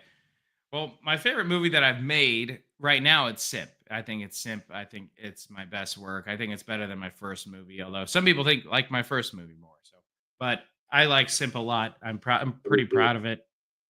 And my favorite movie of all time is a movie called Minority Report, starring Tom Cruise and directed by Steven Spielberg. Yep, yep. Yep, yeah, that's my. I love future. I love thrillers in general. I love thrillers and uh, movies that keep you guessing and also has some humor in there. It's futuristic, so I love stuff about the future, and it's Steven Spielberg. I Oh, I mean, just come got on. done watching that. I got done watching a time loop movie. I reviewed it. It's coming out on Monday called 222. Oh, interesting. Very Wow. interesting movie. Very interesting movie. It was it's a really good. It could have been great. Could have been Ah, great. Just what's your favorite movie of all time, Patrick? God, right now. I still have to go at the movie called A Dark Song. A Dark Song. Okay, okay. Just Never heard of it, but that sounds. it's an Irish film. Came out in 2017. It's Directed an by Liam. Irish film. Oh, it's beautiful. It's absolutely beautiful, stunning.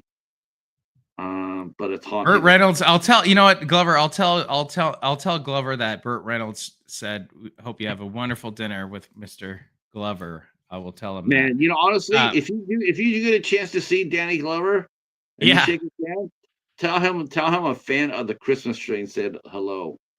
Okay. Have you All right. seen the I'll do Christmas? my best. I can't make any Oh, promises, but I'll do my best. Nanette says, "What was your inspiration for wanting to get into making movies?" Funny story. Well, I watched a movie called Lion King when I was about 8 years old, and I cried during a certain part in that movie. We won't spoil it. We won't spoil it.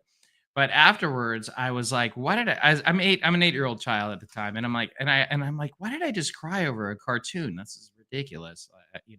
It's not even real. Why did I cry?" So the whole idea of storytelling and getting feelings out of an audience fascinated me. So from there on, I was hooked, and I'm like, hey, it would be really cool to make movies. I also started out as an actor when I was 5 years old. I was in every single school play from when I was 5 till when I was in eighth grade. And when seventh grade rolled around, my parents had a video camera. I'm like, wait a second. If I made a video camera, I don't have to audition and I could just make the video and be in it. And then I just fell in love with being behind the camera. So, yeah, that's about it. That's my story. I really appreciate you guys um, tuning in and thank you so much, Patrick, for having me. oh yes. Well, we're gonna come. We're gonna bring you back. Like I said, I wasn't fooling about that. We'll bring you back in a couple of months, and we'll do either a ride share or we'll do your documentary film.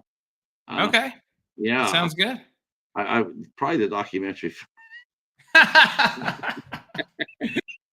The Cat Town story, guys. I really appreciate it. I'm glad you like the Cat Town story, guys. I'm really glad No, we'll like. watch Ride Share. We'll watch Ride Yeah, Share, yeah, and watch that as well. Yeah, for sure.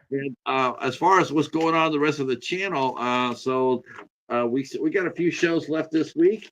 Tomorrow night we'll be here at 8 o'clock. And me and Mary Wilson and Ben from Cadaver Club, and of course Big Hoss will be with us. The IC Midnighters, we're going to be watching and covering Devil's Gate, which is an excellent science fiction thriller movie. Yeah, you'll definitely want to come for that. We'll be talking about that at 8 o'clock here. That's tomorrow night. And then Tuesday, we have a return visit from our good friend Ante Gallant. He'll be here talking about his new film, Sanguine Teeth on a Driftless Road. One of the most unusual titles ever. And he'll be here on the 29th. And then on the 30th, we'll bring in Elena Desmond. She is the English actress, and she has starred in some of those fun, Christopher Robin movies. Some of the movies they make it out of the public domain Disney movies, like Winnie the Pooh, Blood and Honey. She's in Piglet. Oh, wow. Oh, interesting. I haven't seen that movie yet. I want to see it though. Yeah, I saw Piglet. I got to finish that out too. We talked to. Is that a new one? Yeah, that's not that. Yeah, it just got released. It's actually on Tubi. No Uh, way. yeah, Wow. and Alex Butler is in there. He plays Piglet, and he's very formidable. Very does a really nice job. And we'll be talking to her about her roles in Piglet. those films, Ooh, because that right now that is British horror right now. They're doing about all those Piglet. movies about all the fairy tale creatures, Well, and that's what's brilliant. I mean, that's brilliant. I mean, that they always say Disney's brilliance wasn't original ideas. It was just taking popular fairy tales, and he was the first to really do it. And then now that a lot of them are becoming in the public domain, now it's brilliant to copy that and make a horror movie out of Winnie the Pooh. Or now we got Steamboat Willie. People are going to do a Steamboat right. Willie one, and I think they're just doing a ton of them. They yeah, try to do the first one. They had the first one in the shoot. Winnie the Pooh, Blood and Honey 1, and it came out and it got a lot of publicity, and a lot of people, ton of people went out and watched it, but it was done so cheaply that wasn't done very well. But now that they made a ton of cash, now they can turn around and make better movies. So that's what we're hoping to see. I can tell you right now, I like Piglet. Piglet was all right. It was a slasher movie. Alex has a formidable size. Is playing Piglet, and fresh young cast for English, for English movies. Good to see that for the English, because they're the ones that are taking the charge on this. All these movies are all coming from the UK. There's not that many yeah. here going up there because they haven't really got up and running yet. But in the UK, they've been putting them out there now for the last year and a half. Um, So we'll be talking with Elena on the next Wednesday, and then the last show will be May 1st, and we'll be talking with who are we talking with? We'll be talking with Christian singer songwriter Brian Elder will be here with us. Real quick, is Tom Baker says, I love the conversation. In 1974. I just saw that a couple months ago, starring Gene Hackman. Brilliant movie, very well Yeah, shot, very suspenseful, awesome movie. That is a great movie. That's a good that call. is a Uh, fantastic um, movie. and thank you guys so much for tuning in. Nanette says I'm doing a live stream movie, and I don't know how long it's going to last, but hopefully it ain't 3 hours long. Oh, Speaking of 3 hours long, we're coming up at 3 hours long, yeah, and we're getting out of here. I appreciate you guys tuning in. Thank you so much, Patrick. Thank you so much for having me. Guys, whether you're watching it on my channel or on Patrick's channel, guys, hit that like button, hit that subscribe. Subscribe to Have Cheetah, Will View, Have Cheetah, Will Watch Party. It's been a lot of fun. Been a lot of fun. Thank you guys all for coming. We're out of here. And thank you again. And hopefully we'll see you tomorrow night for Devil's Gate. See you soon. Peace. Okay. Peace. All right.